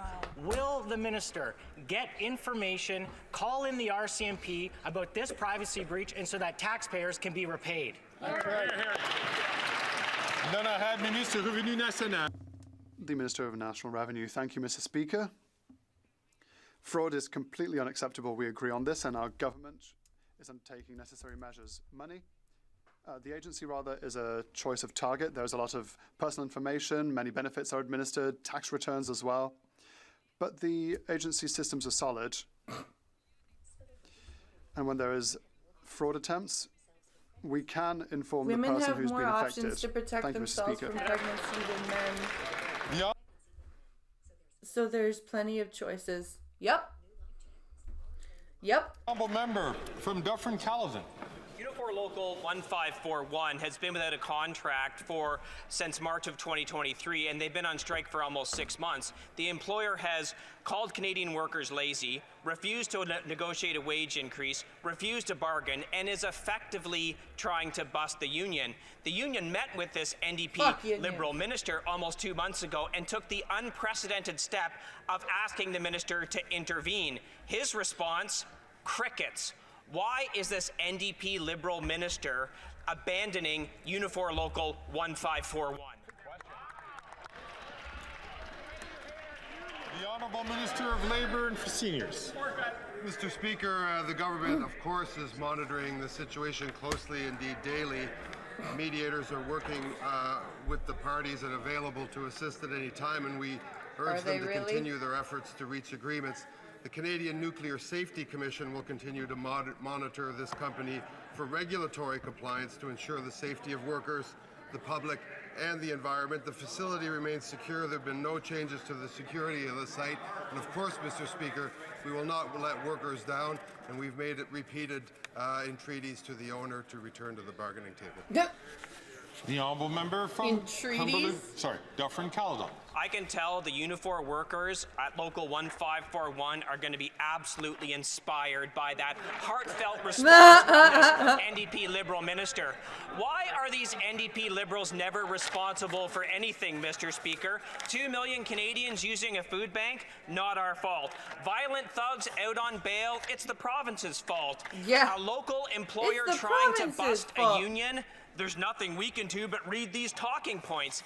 If these NDP Liberals aren't responsible for anything and they can't fix anything, why don't they get out of the way and let a common sense Conservative government fix their mess? Get out of power. The Honourable Minister for Labour and for Seniors. We'll take no lessons from this Conservative Party in terms of labour relations in Canada. The people who've stood up repeatedly to vote to remove I just power want a from conservative to say, you want the right to choose to close your legs.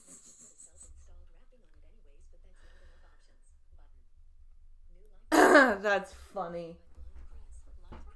That's funny. To force unions to reveal their financial statistics, and also to make sure that unions find it hard to certify in workplaces. These union-busting Conservatives will give us no lessons. I work daily with my colleague from Canada Carleton on this issue, and we will make sure that these workers get the negotiations and the contract that they deserve. I'll do something. I swear. I don't know what. I don't know what I'll do, but I'll do something.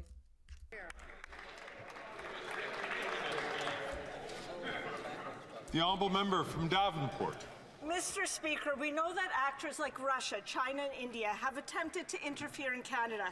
Recently, the RCMP revealed that agents linked to the Indian government are involved in serious criminal activities in Canada. I'm going to ask the honourable member from Grand River Miramichi to please speak out and to allow the question to be asked, as the speaker had recognized the honourable member. I'll ask the honourable member from Davenport to start from the top. Mr. Speaker, we know that actors like Russia, China, and India have Unifor, attempted one to of the interfere most in garbage. Canada. Recently, the RCMP revealed that agents linked to the Indian government are involved in serious criminal one of activities the in most Canada, including extortion and a murder of a most Canadian. highly populated piece of shit unions in Canada. Citizen. They are It is worse time than for the all political USW. party leaders to put country before party. Both My of question which for I the have government voted House leader no on is in the why won't past. the leader of the opposition do the right thing and join all opposition leaders and get a security clearance so he can act on foreign interference and protect Canadians? I'll do something and it'll be the best something to ever happen. Exactly, Black Romeo, exactly. The Honourable Leader of the Government in the House of Commons. Thank you, Mr. Speaker, and I'd like to thank my colleague from Davenport for that really important question. For that when it comes really to important protecting softball question. security. Mr. Speaker, when Canadians send us here, they think that we're going to do one thing, and that's putting the national security of Canada first and putting Canadians first. Mr. Speaker, every leader of a party in this place has received their security clearance except for the leader of the Conservative Party of Canada. The question is why? What is he hiding? What is he trying to protect? And why is he putting himself and his party ahead of the security of Canadians?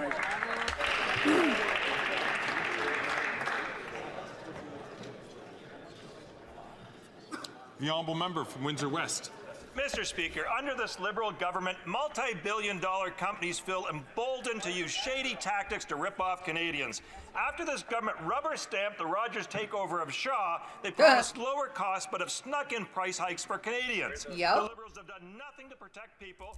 Instead, they rewarded Rogers with over $165 million in federal money.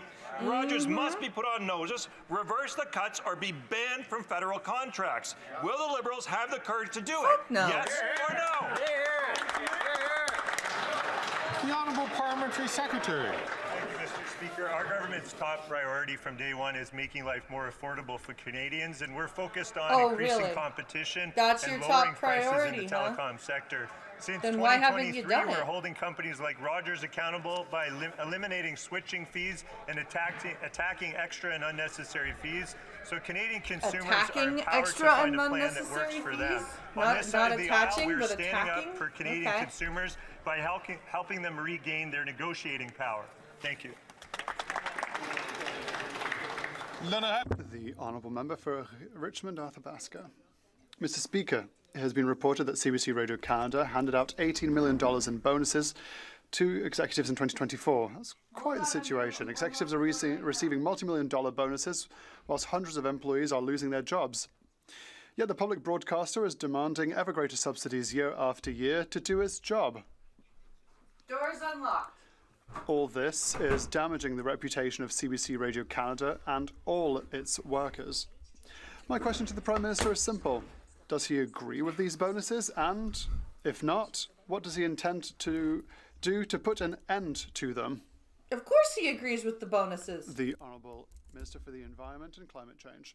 Thank you, Mr. Why Speaker. the I'd like hell to is thank that minister my colleague for answering Richmond that question? Athabasca for his question, but also for his courage in denouncing the Conservative Party of Canada and its positions when it comes to the right of women to choose.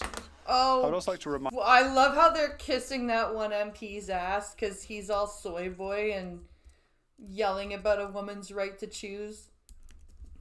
It's pathetic. That CBC Radio Canada is an arm's-length organisation that manages its own budget, and that is the reason for which we've created a society where the government, including the potential Conservative government, will not be able to butt into their decision-making. Chers collègues, je désire Honourable colleagues, I wish to let you know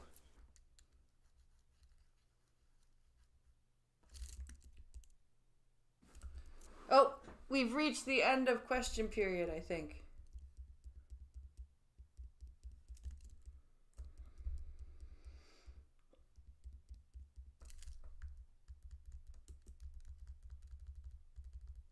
Yep. Yep, we're done with that. All right, so that's the end of question period. How things are going under Stephen Harper, Conservative Prime Minister,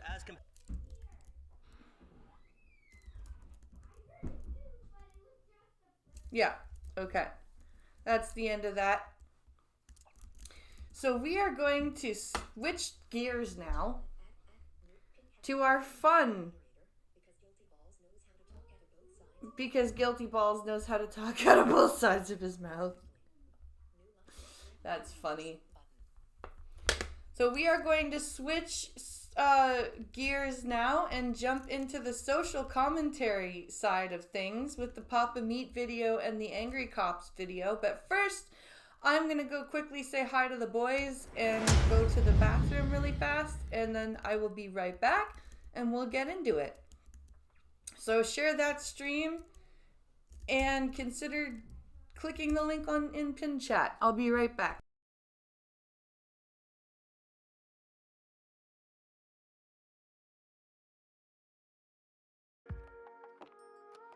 The things that you said to me, they will grow inside, they make believe.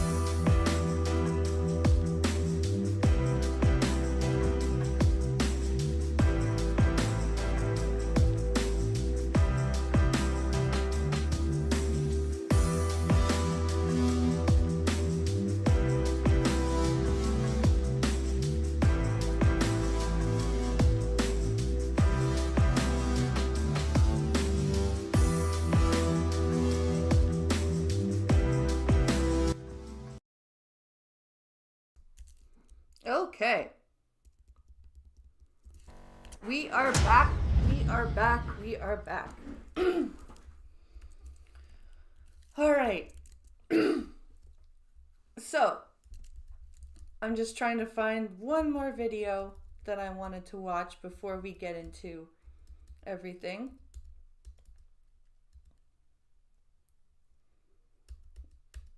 Where's the Abba and Preach video?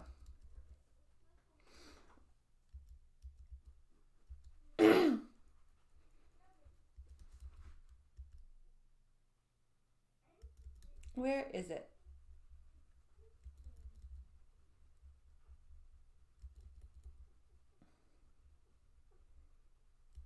Where is it? Oh, he's live. That's where Polyev is. He's live.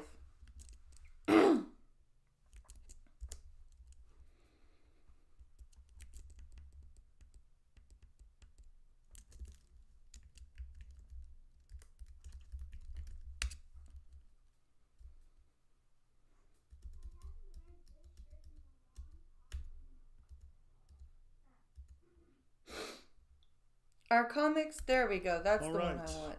Okay. That's the video I want.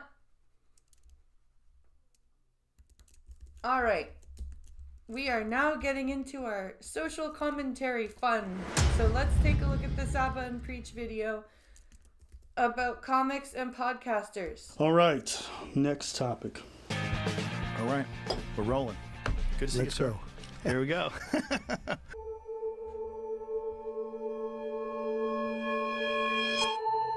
Madam Vice President, welcome to Call Her Daddy. But your thing is going really great. My son's a big fan of yours, Baron. Madam Vice President, glad to have you here. Ready to bring the funk? I'm trying. We are sitting down with Mr. President. Mr. President, thank you so much for being here. Thank you very much. I remember when I got on YouTube and I was very excited over the last 8 or 9 years when I started hearing about independent media. Yeah. Comedians, podcasters, news people running their own individual platforms to essentially be free from the chains of advertisement. Yeah. And as a result of being free from the chains of advertisement, they would be able to save the vast majority of what they wanted or be as unfiltered as possible. Except now, that's not how it is anymore because you're trying to get that sweet, sweet ad revenue. And you're trying to, you've got to make your, you've got to make your content more accessible to ad revenue, and you've got to make sure the kids beat you home. Yes, they did.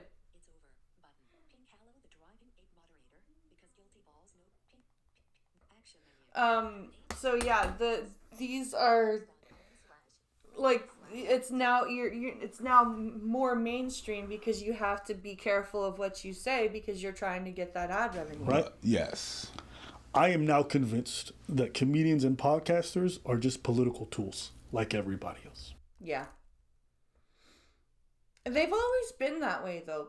If you think about it, comedians have always kind of been a political tool. They've always had their own political bias or idea, and being comedians, they've talked about it, right? I no longer think there's that same separation between mainstream media and independent media like I used to. I don't think that's true for all of them. What that? What that over there?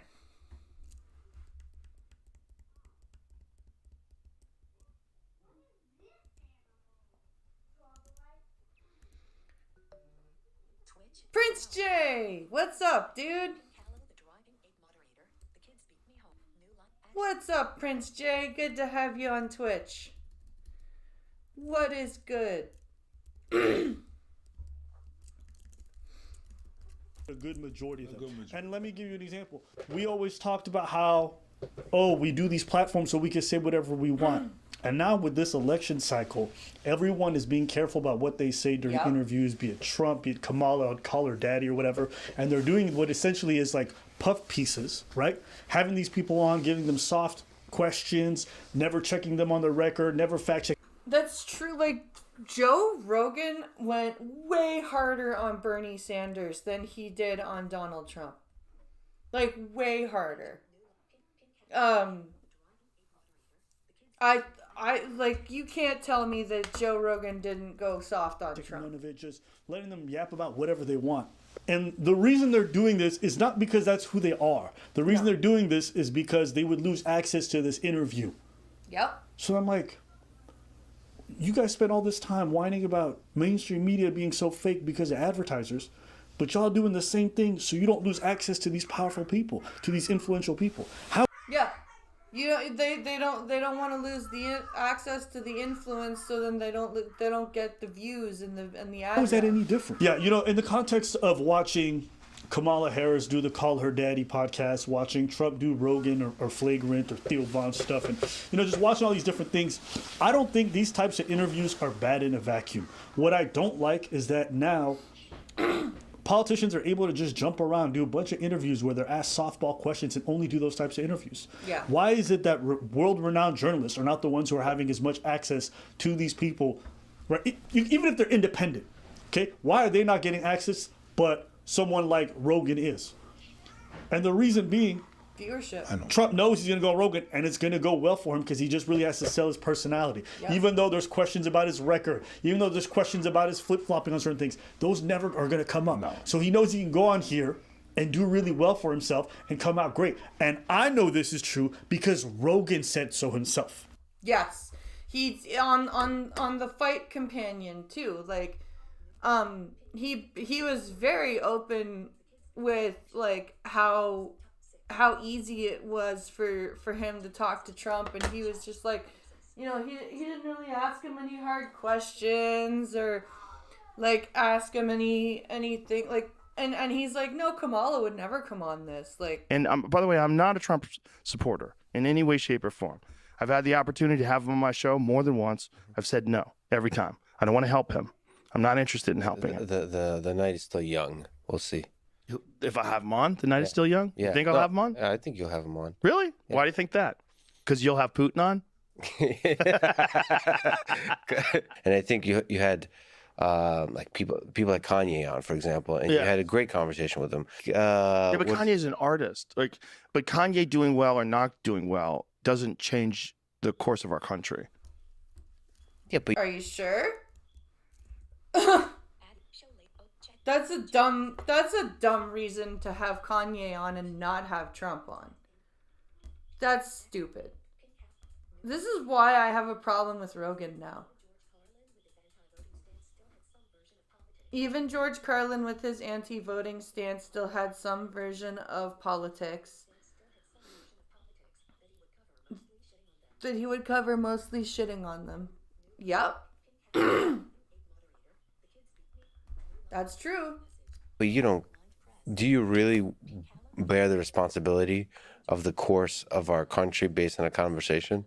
I think you can revitalize and rehabilitate someone's image in a way that is pretty shocking. Look at the way people look at Alex Jones now, because Alex Jones has been on my podcast a few times. Listen, Wow. That's very egotistical. I have to say it. That's very egotistical of Rogan to say, like, look at Alex Jones. He's doing better because he's been on my podcast. And, like, you can change somebody's image in a shocking way. That's pretty egotistical. Watch Joe Rogan. Well, I'm 34 now. I used to watch him when I was 19. Okay, so you have to understand, 15 years ago, I used to watch Joe Rogan clips all the time. Yeah. when it used to be like a split screen, it would be 3 people talking. It would be like Brian Redband, it'd be Joe Rogan, and some of you are cringing right now. But you have to understand, Joe at that time was completely different. His podcast field was completely different. Yep. His talks with Duncan Trussell were some of the best episodes. Now people watch for different reasons. The audience has gone in a different place. Yeah, when he was talking with Duncan and doing those types of podcasts, those were awesome. Joe has gone in a different place, and I don't watch nearly as much. Nope. But here's one of the best reflections Joe can have, and it is what made me really like him when I first saw him. He's right. I hear comics say all the time, like, oh, why are people acting like we're influencing the election? Why are people acting like we have all this influence and we're changing things? Even Lex Friedman said that. And I'm like, well, why do you think these politicians want to go on these platforms? If it's not influential, it has no merit, why do they want to get on there? Why are so many of the public demanding and asking for this thing to happen? Why? Because the public watches those podcasts and they want to see how their favorite podcaster will interview and interact with a politician. They want to see how their favorite comedian will interact with a politician. Why is it that brands come to you and pay you hundreds of thousands of dollars to advertise their product for 1 minute if you have no influence over your audience? Why is it that audiences will shell out thousands of dollars for meet and greets, but you have no influence over it? When people say this, do they think just because they're kikiing and laughing on this thing, they have no influence? No. When people spend... I'm on stream. What are you doing? We have been interrupted by a child, Jason.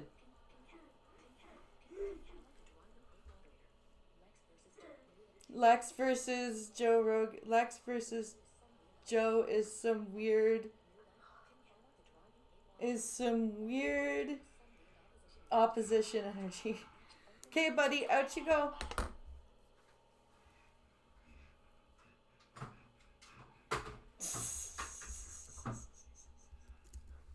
Silly butt.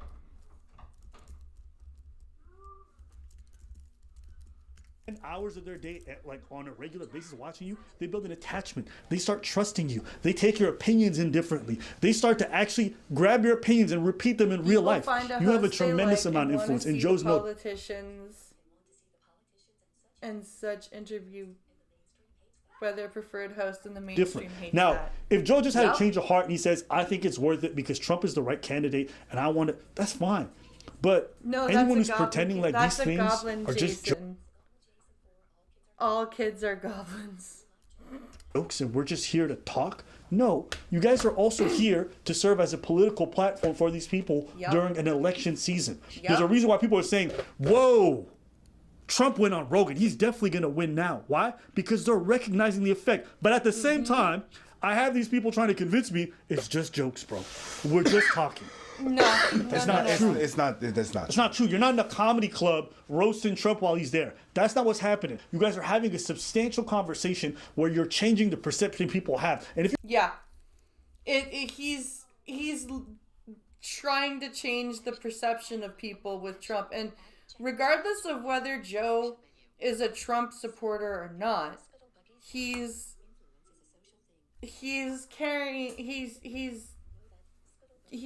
now helping Trump. Influence is a social if you go read thing. those comments, you'll be like, yo, I didn't know Trump was like this. I didn't know what's her name was like this. I really liked her this. It made me closer. And whether you like it or not, most people, when they vote, they don't really vote on policies nearly as much as people would like. No, they don't.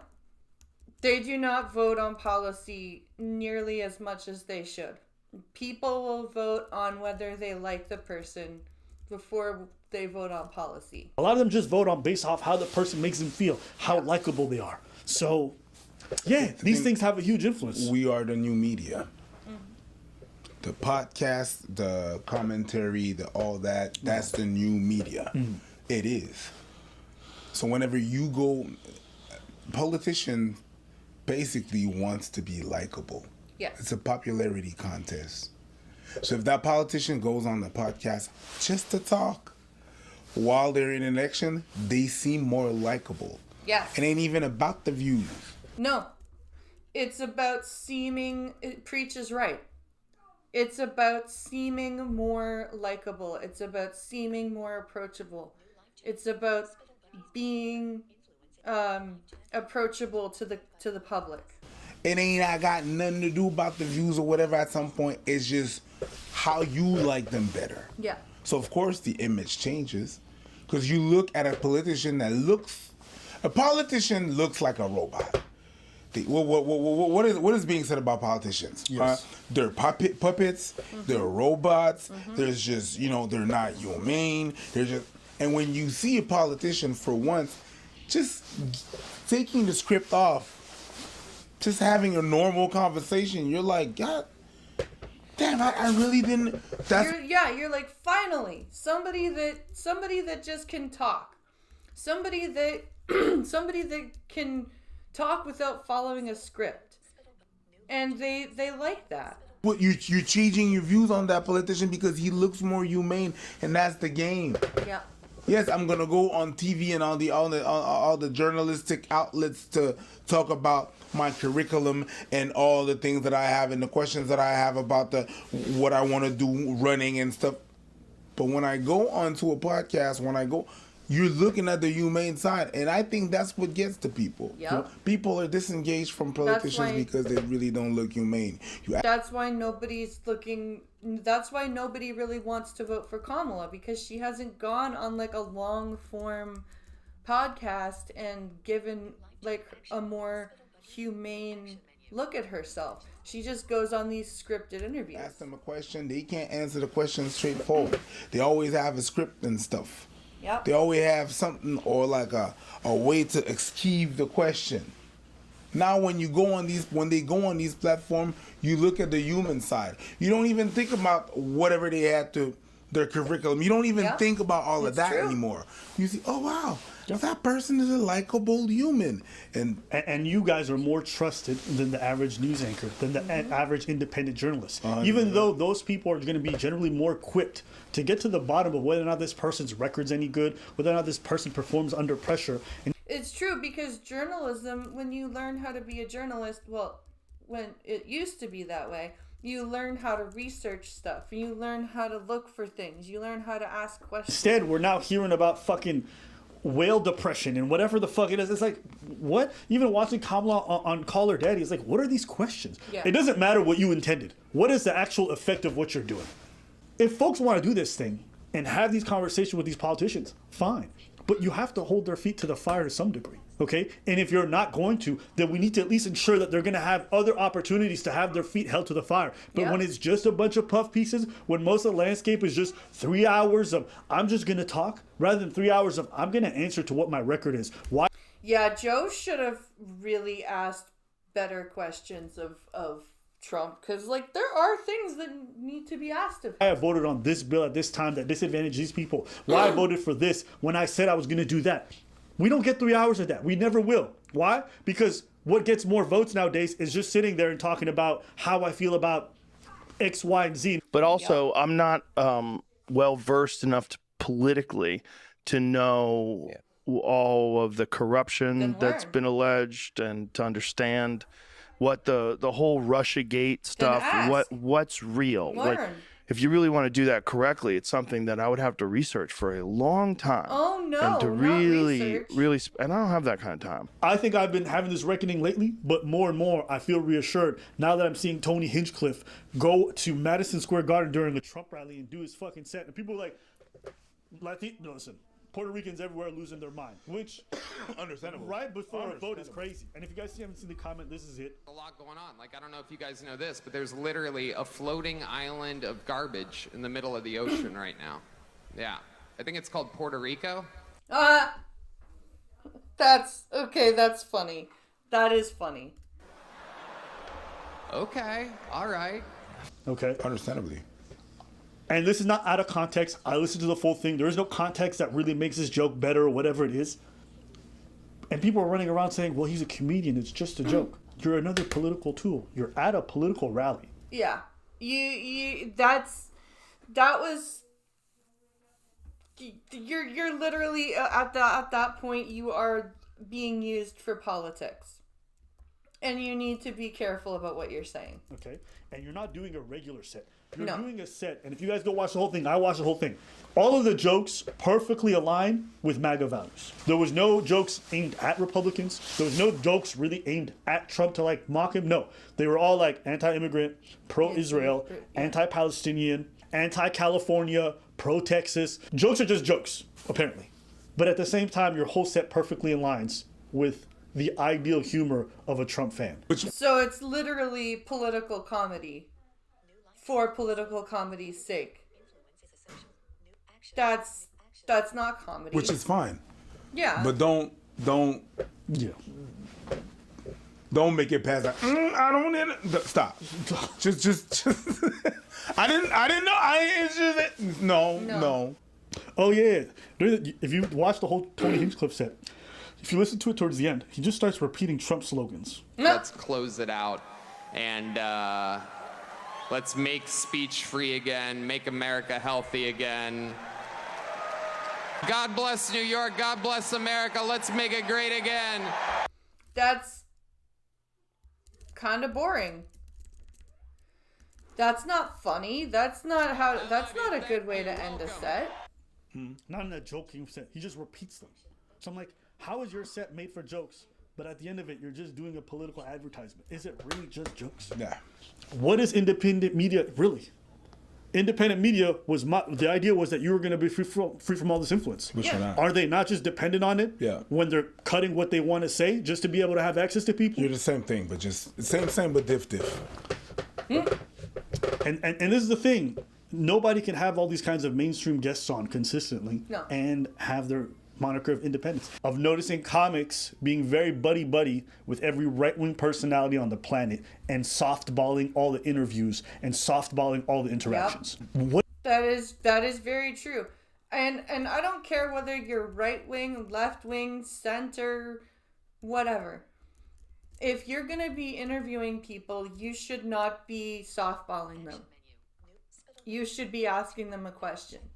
Like, if I were ever to interview Pierre Poilievre, right, I would ask him pointed questions like, what would you do to work with the provinces to cut back or abolish clawbacks of federal assistance to people on disability benefits?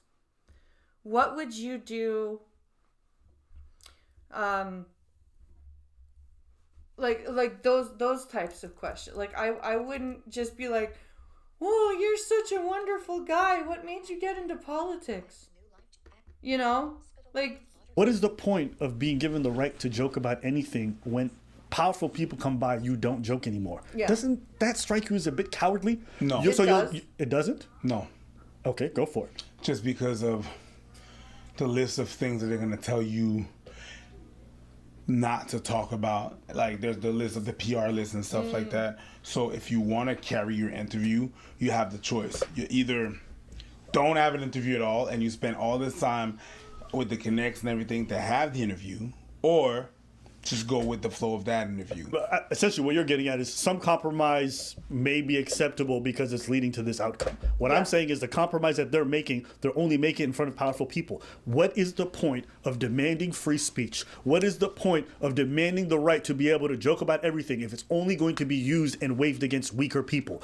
That is a good point. That is a good point. If they're not going to stand up and use their free speech and use the thing that they want, why do they even want free speech if they're not going to use it? If it's only going to be used against people who really can't harm you, then that's the part that makes me look like, what the fuck are we doing? Yeah. It's to be able to joke against trans people? Is that what we got this shit for? I mean, I don't know. I was just so excited because at the advent of independent media, it really looked like such a cool time. Watching people talk about psychedelics, talk about relationships in an unfiltered manner, talk about men's issues, and not have to worry about it. I felt it was so refreshing to be able to hear topics I would never hear on television or mainstream media. That's what I loved about independent media. But now when I'm looking at it, it's just like, oh, okay, this thing has gotten so big that independent media is just media now. Yep. There is no independence. No. No, there's not. Because people in independent media, people want the address, they want the viewership, they want people to subscribe to them. Like, even me, I try to not curse all the time. I try not to, like, I still curse and whatever, but I'm trying really hard to watch what I say. Because it's, like, I want to get monetized on YouTube, right? And it's not going to happen if I just fucking, see, I just did it. If I curse left, right, and center like I used to do, it's not going to get anywhere. So, yeah. It's hard to make that balance between being an independent media person and still being careful so you don't lose your potential for monetization.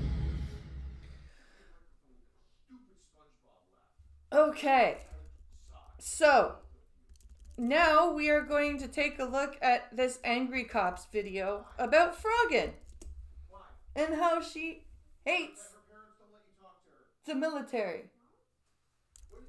Let's see. I have no pity at all for any soldiers. U.S. military? Boo whom? I hope you get PTSD. Oh my god, I want Camaro, no student loans. You.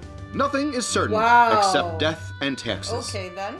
And people on social media saying stupid about the military. Truer words were never spoken. Would you believe that this 27-year-old, yeah, that's a 27-year-old. She's 27? Holy shit. Woman, I guess, with tens of viewers. Wow. Dozens and singular dozen. That really?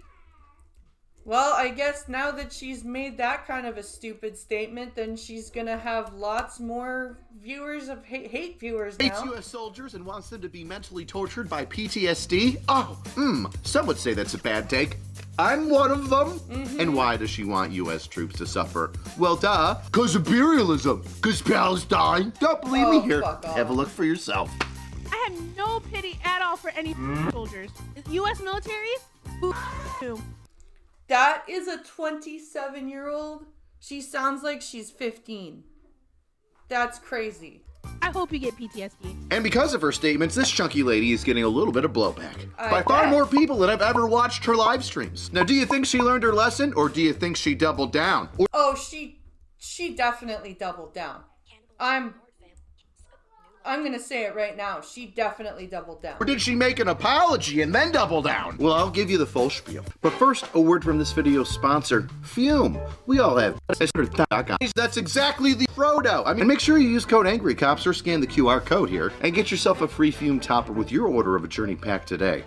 Now let's dig into this. Let's meet our rising star, Froggen. Froggen?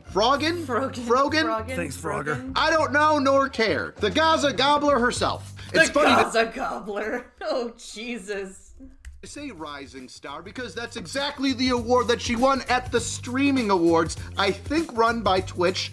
Not 100% sure. She got a streaming award? Not 100% caring. Not my jam. Never really got into award shows. MTV in the late 90s, early 2000s when Diddy was in charge of the parties. Oh, God, no. No.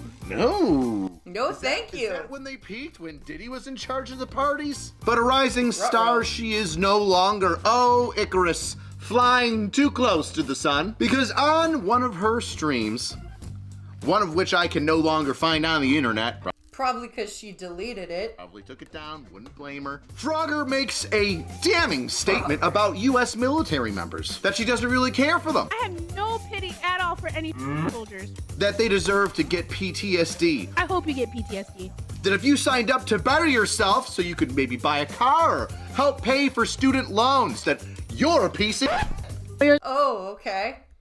So taking advantage of the GI Bill, that makes you a piece of garbage. Oh my god, I want my Camaro, no student loans. You. Now I understand why some people got upset. I mean, I feel a little called out because the only way I was gonna pay for college is if I joined the military. I knew in 5th and 6th grade the only way I was paying for college was joining the army. That's crazy. That's also sad. That's very sad.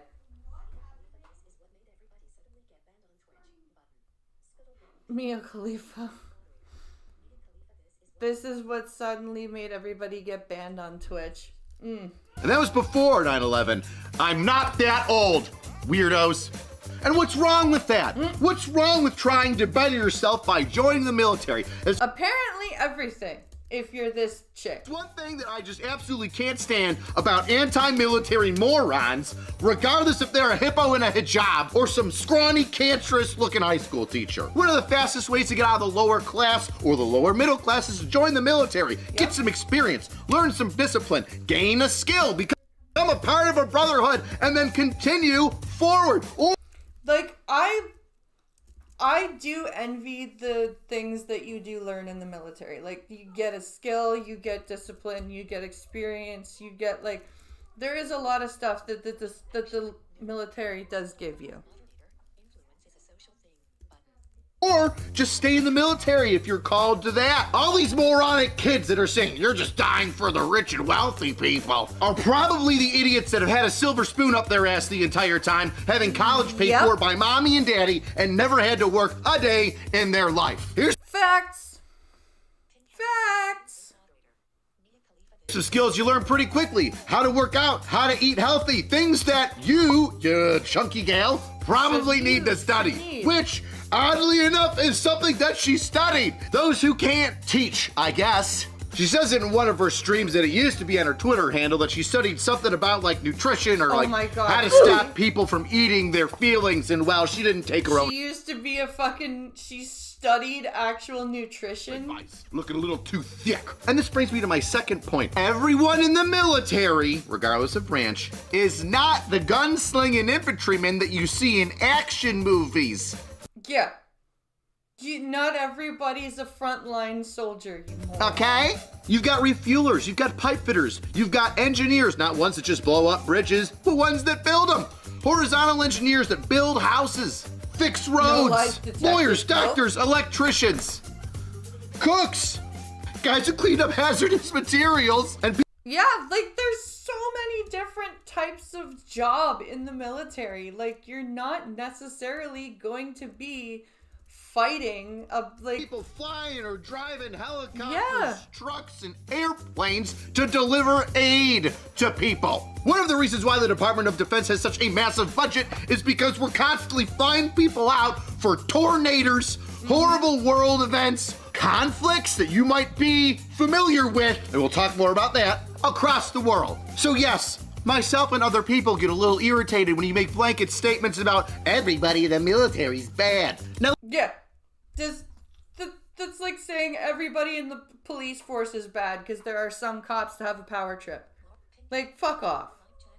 Let me continue to educate Fago over here about why other people might be upset about the things that she said. We, military members here, looking at them, right, have no say on where we go. All right? No. We rely on you, the American people, the public, to vote competent people into political positions, to include the President of the United States. And then, with the trust that you've given to that person to represent you, those people in our government tell us where to go and what to do. Yeah. It's not like the military just goes, hey, we want to go this way. Like, do you think that it was every Marine infantryman's dream to pull out of Afghanistan the way that we did? Do you think that I wanted to go to Iraq twice because turns out the yellow cake uranium didn't mean and after we removed Saddam, who was a horrible piece of by the way, Iran's now just wrecking havoc over there? No! Yeah. Cause, you know, just everything that the military did, it wanted to do, it was completely of its own volition. There was no Congress instructions whatsoever. Other people told me what to do, of which we all voted on, hoping that they had the power and the brains to do the right thing, and then we were all let down, weren't we? Oh, yep. But it's our fault. We're the bad man military guy. Oh, and you stepped in it. You just Because you belong to the military, therefore you are a bad person. Didn't you, Fedor? Huh? Didn't you step in it when you said you hope we all get PTSD? Ooh, what a poisonous, vitriolic thing to say. 27 years old saying these things, but you've got the mind of a child. When you actually see somebody getting poisoned with PTSD, how you would wish that on nobody. Yeah, how can you wish that on anybody? Like, just taking 1 second to even watch somebody with PTSD. Like, that is, I don't know how you could ever wish that on anybody. Even if somebody has it slightly and works their way through it, it still creates a barrier in their life. Yep. Relationships ruined, lives ruined, addiction starts.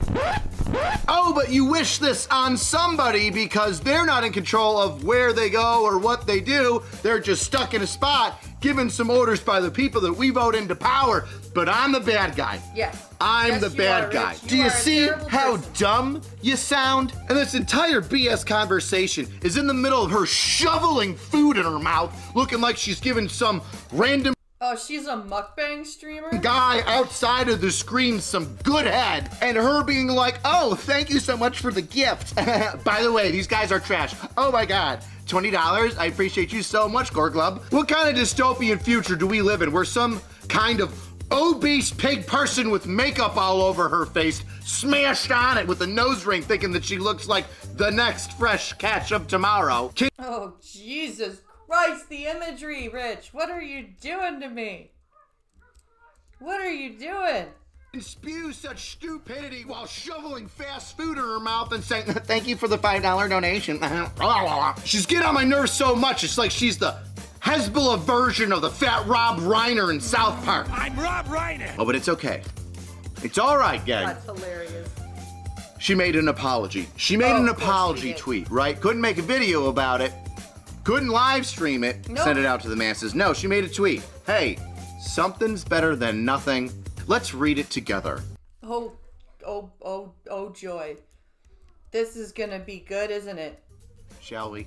The U.S. military has conducted some of the most horrific crimes against humanity in the modern era in countries such as Iraq, Afghanistan, Syria, Lebanon, and Palestine.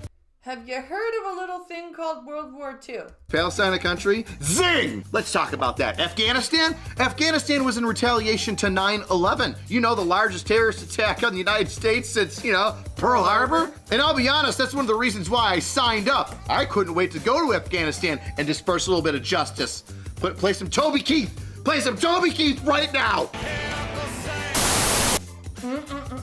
And like I stated before, while I admit Iraq was a little bit of a quagmire, and because of it has allowed Iran to run absolutely wild, if we went back in time, I would set fire to Afghanistan again. Yep. Cause fuck the Taliban. In a heartbeat. Which, if we're being honest, is probably gonna happen again because Osama bin Laden's son is walking in daddy's footsteps and gathering all the troops together again. Yippee! How many times do we have to teach you this lesson, old man? Now in Syria, we were fighting ISIS, and Iraq later on too. Remember ISIS? Those guys that were putting people in cages and setting them on fire with gasoline and diesel fuel? How lovely. Do you want to be on those guys' side? Yeah, right?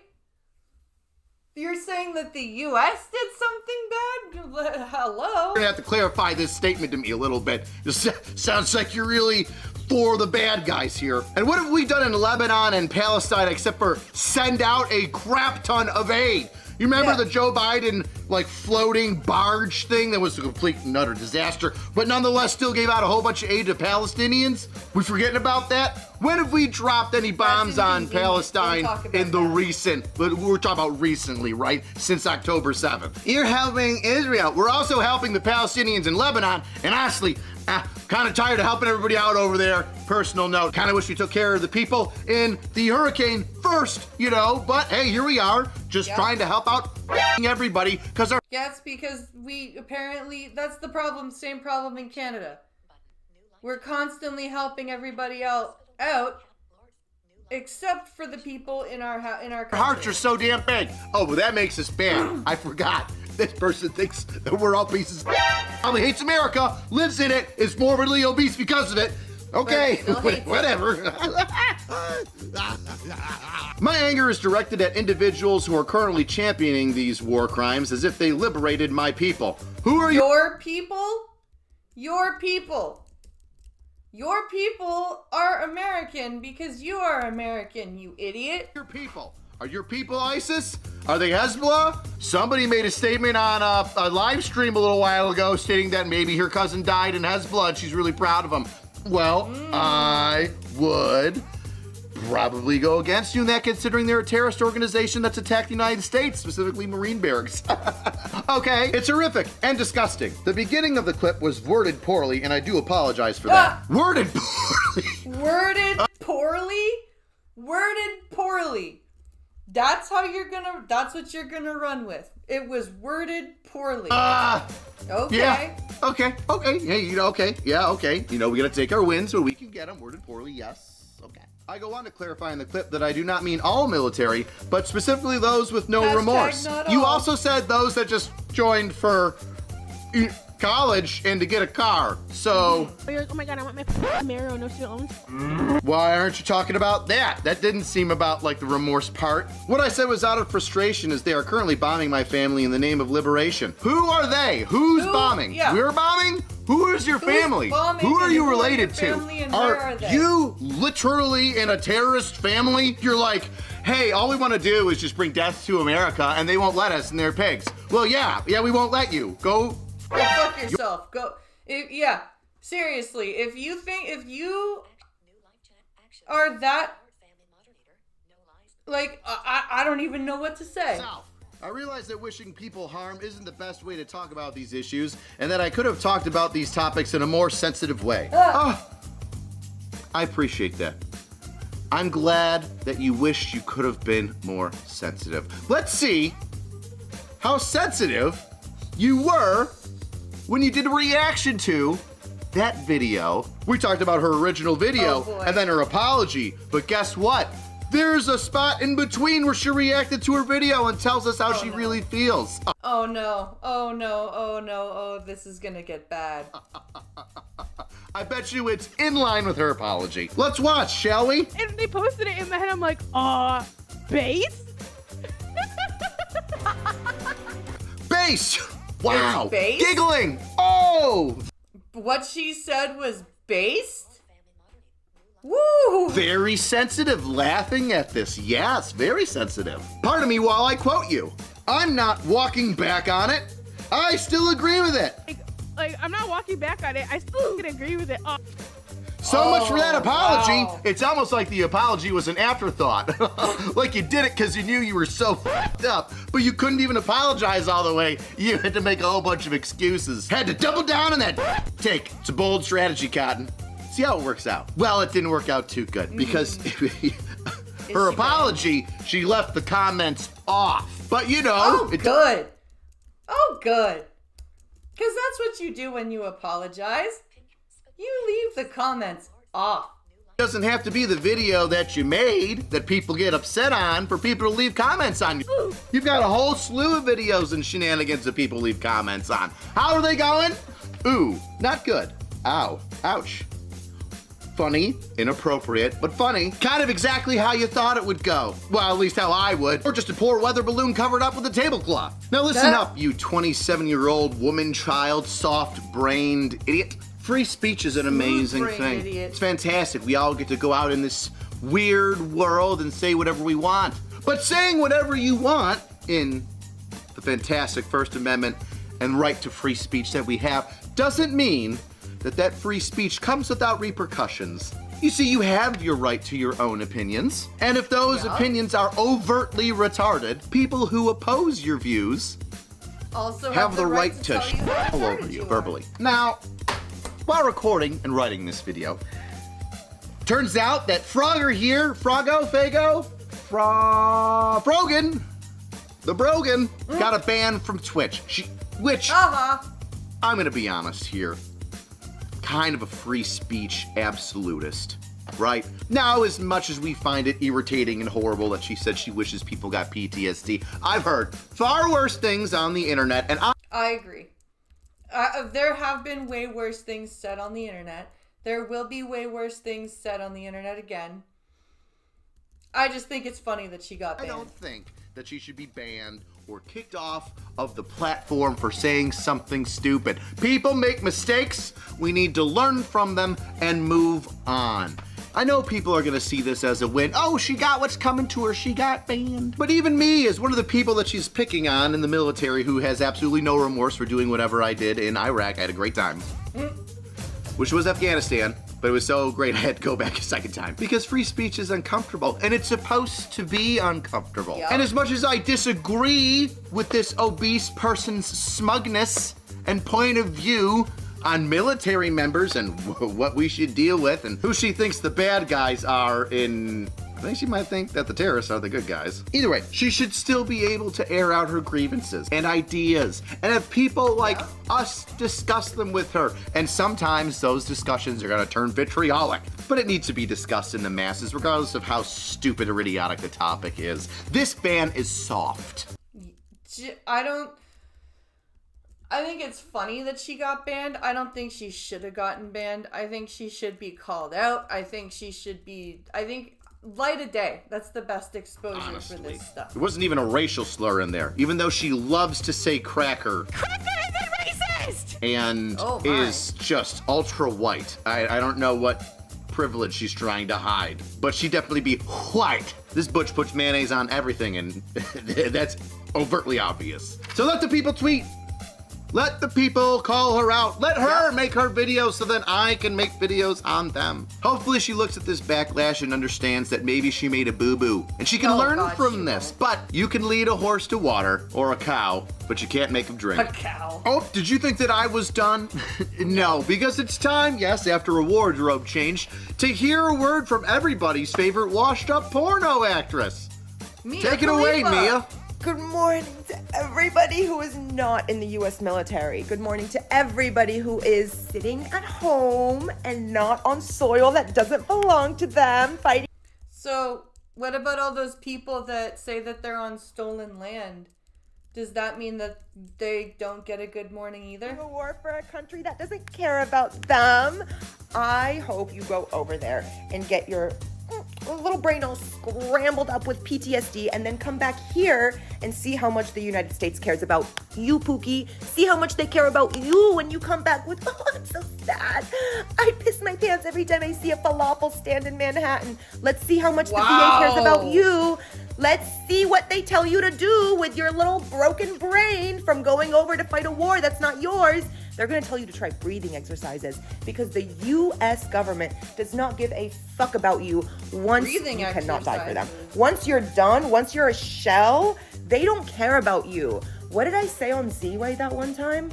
Yeah, I think that still stands as very accurate. Now, am I surprised that Mia Khalifa, Satan's pincushion, is upset? Satan's pincushion. Oh my god, that's beautiful. And on the military? No. Because Mia Khalifa is a grifter. She saw something that got a bunch of people attention and decided that she would exploit it for herself because nobody cares. Yep. You see, Mia Khalifa, after being banged out by a whole bunch of random bros and smattered across the internet, decided that she wanted to be taken seriously. Ooh, girl power. And started doing talk shows, podcasts. Want to be a podcaster. Wanted to do sports. I think she even became a part of Barstool Sports at one point. Yep. But guess what? That failed because she's not interesting. She's not fun to listen to. She's vapid and airheaded and makes horrible takes just like the one you just saw. So after doing the pornos and then trying something else and actually being sad and saying, I wish people would take down the porn. Oh, it just makes me feel bad. I wish it would go. Well, she started her OnlyFans and website up again, so she's back to sucking hog. But Oh, Mia. Oh, Mia. Of course, our Mia can't stay out of the limelight for too long, so she's got to come up with another one of her hot takes on global military issues. Just because you got a good set of torpedoes doesn't mean you know anything about combat. Does she? The military. The amount of aid that we give. Oh, I thought I said that already. I'll say it again. How unoriginal can you be where she tries to think of the same thing that Frogger said, but she says it in a dumber way. She really does. A dumber, more condescending way. The entire video is not insulting, it's just bad. Not bad as in she says bad things. It's just not even a good joke or a way of putting forth her thoughts. It's 59 seconds of brain rot. The only thing left inside that skull of hers is probably the past 50 guys' loads. Oh, God. Oh, God. And is it me or did her nose get bigger? Being a retired porn star is a lot like being the hot high school teacher after the kids left and then came back after college and got to see all the fine tail running around literally everywhere. You're not special. You did a task that anybody can do, and the only reason why you succeeded in it is because your mouth was stuffed with so much dick you couldn't talk. Honestly, I don't understand her aggression towards military guys, because I'm pretty sure the U.S. military service members are still feeding you that sweet, sweet green cash that you love so much in order to keep the lights on. Shit. Probably, and I bet you she fucked a few U.S. military members too. I guarantee you she probably has been banged.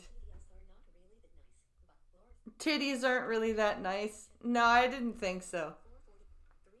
I didn't think so. I didn't think she was a very nice looking person. Well,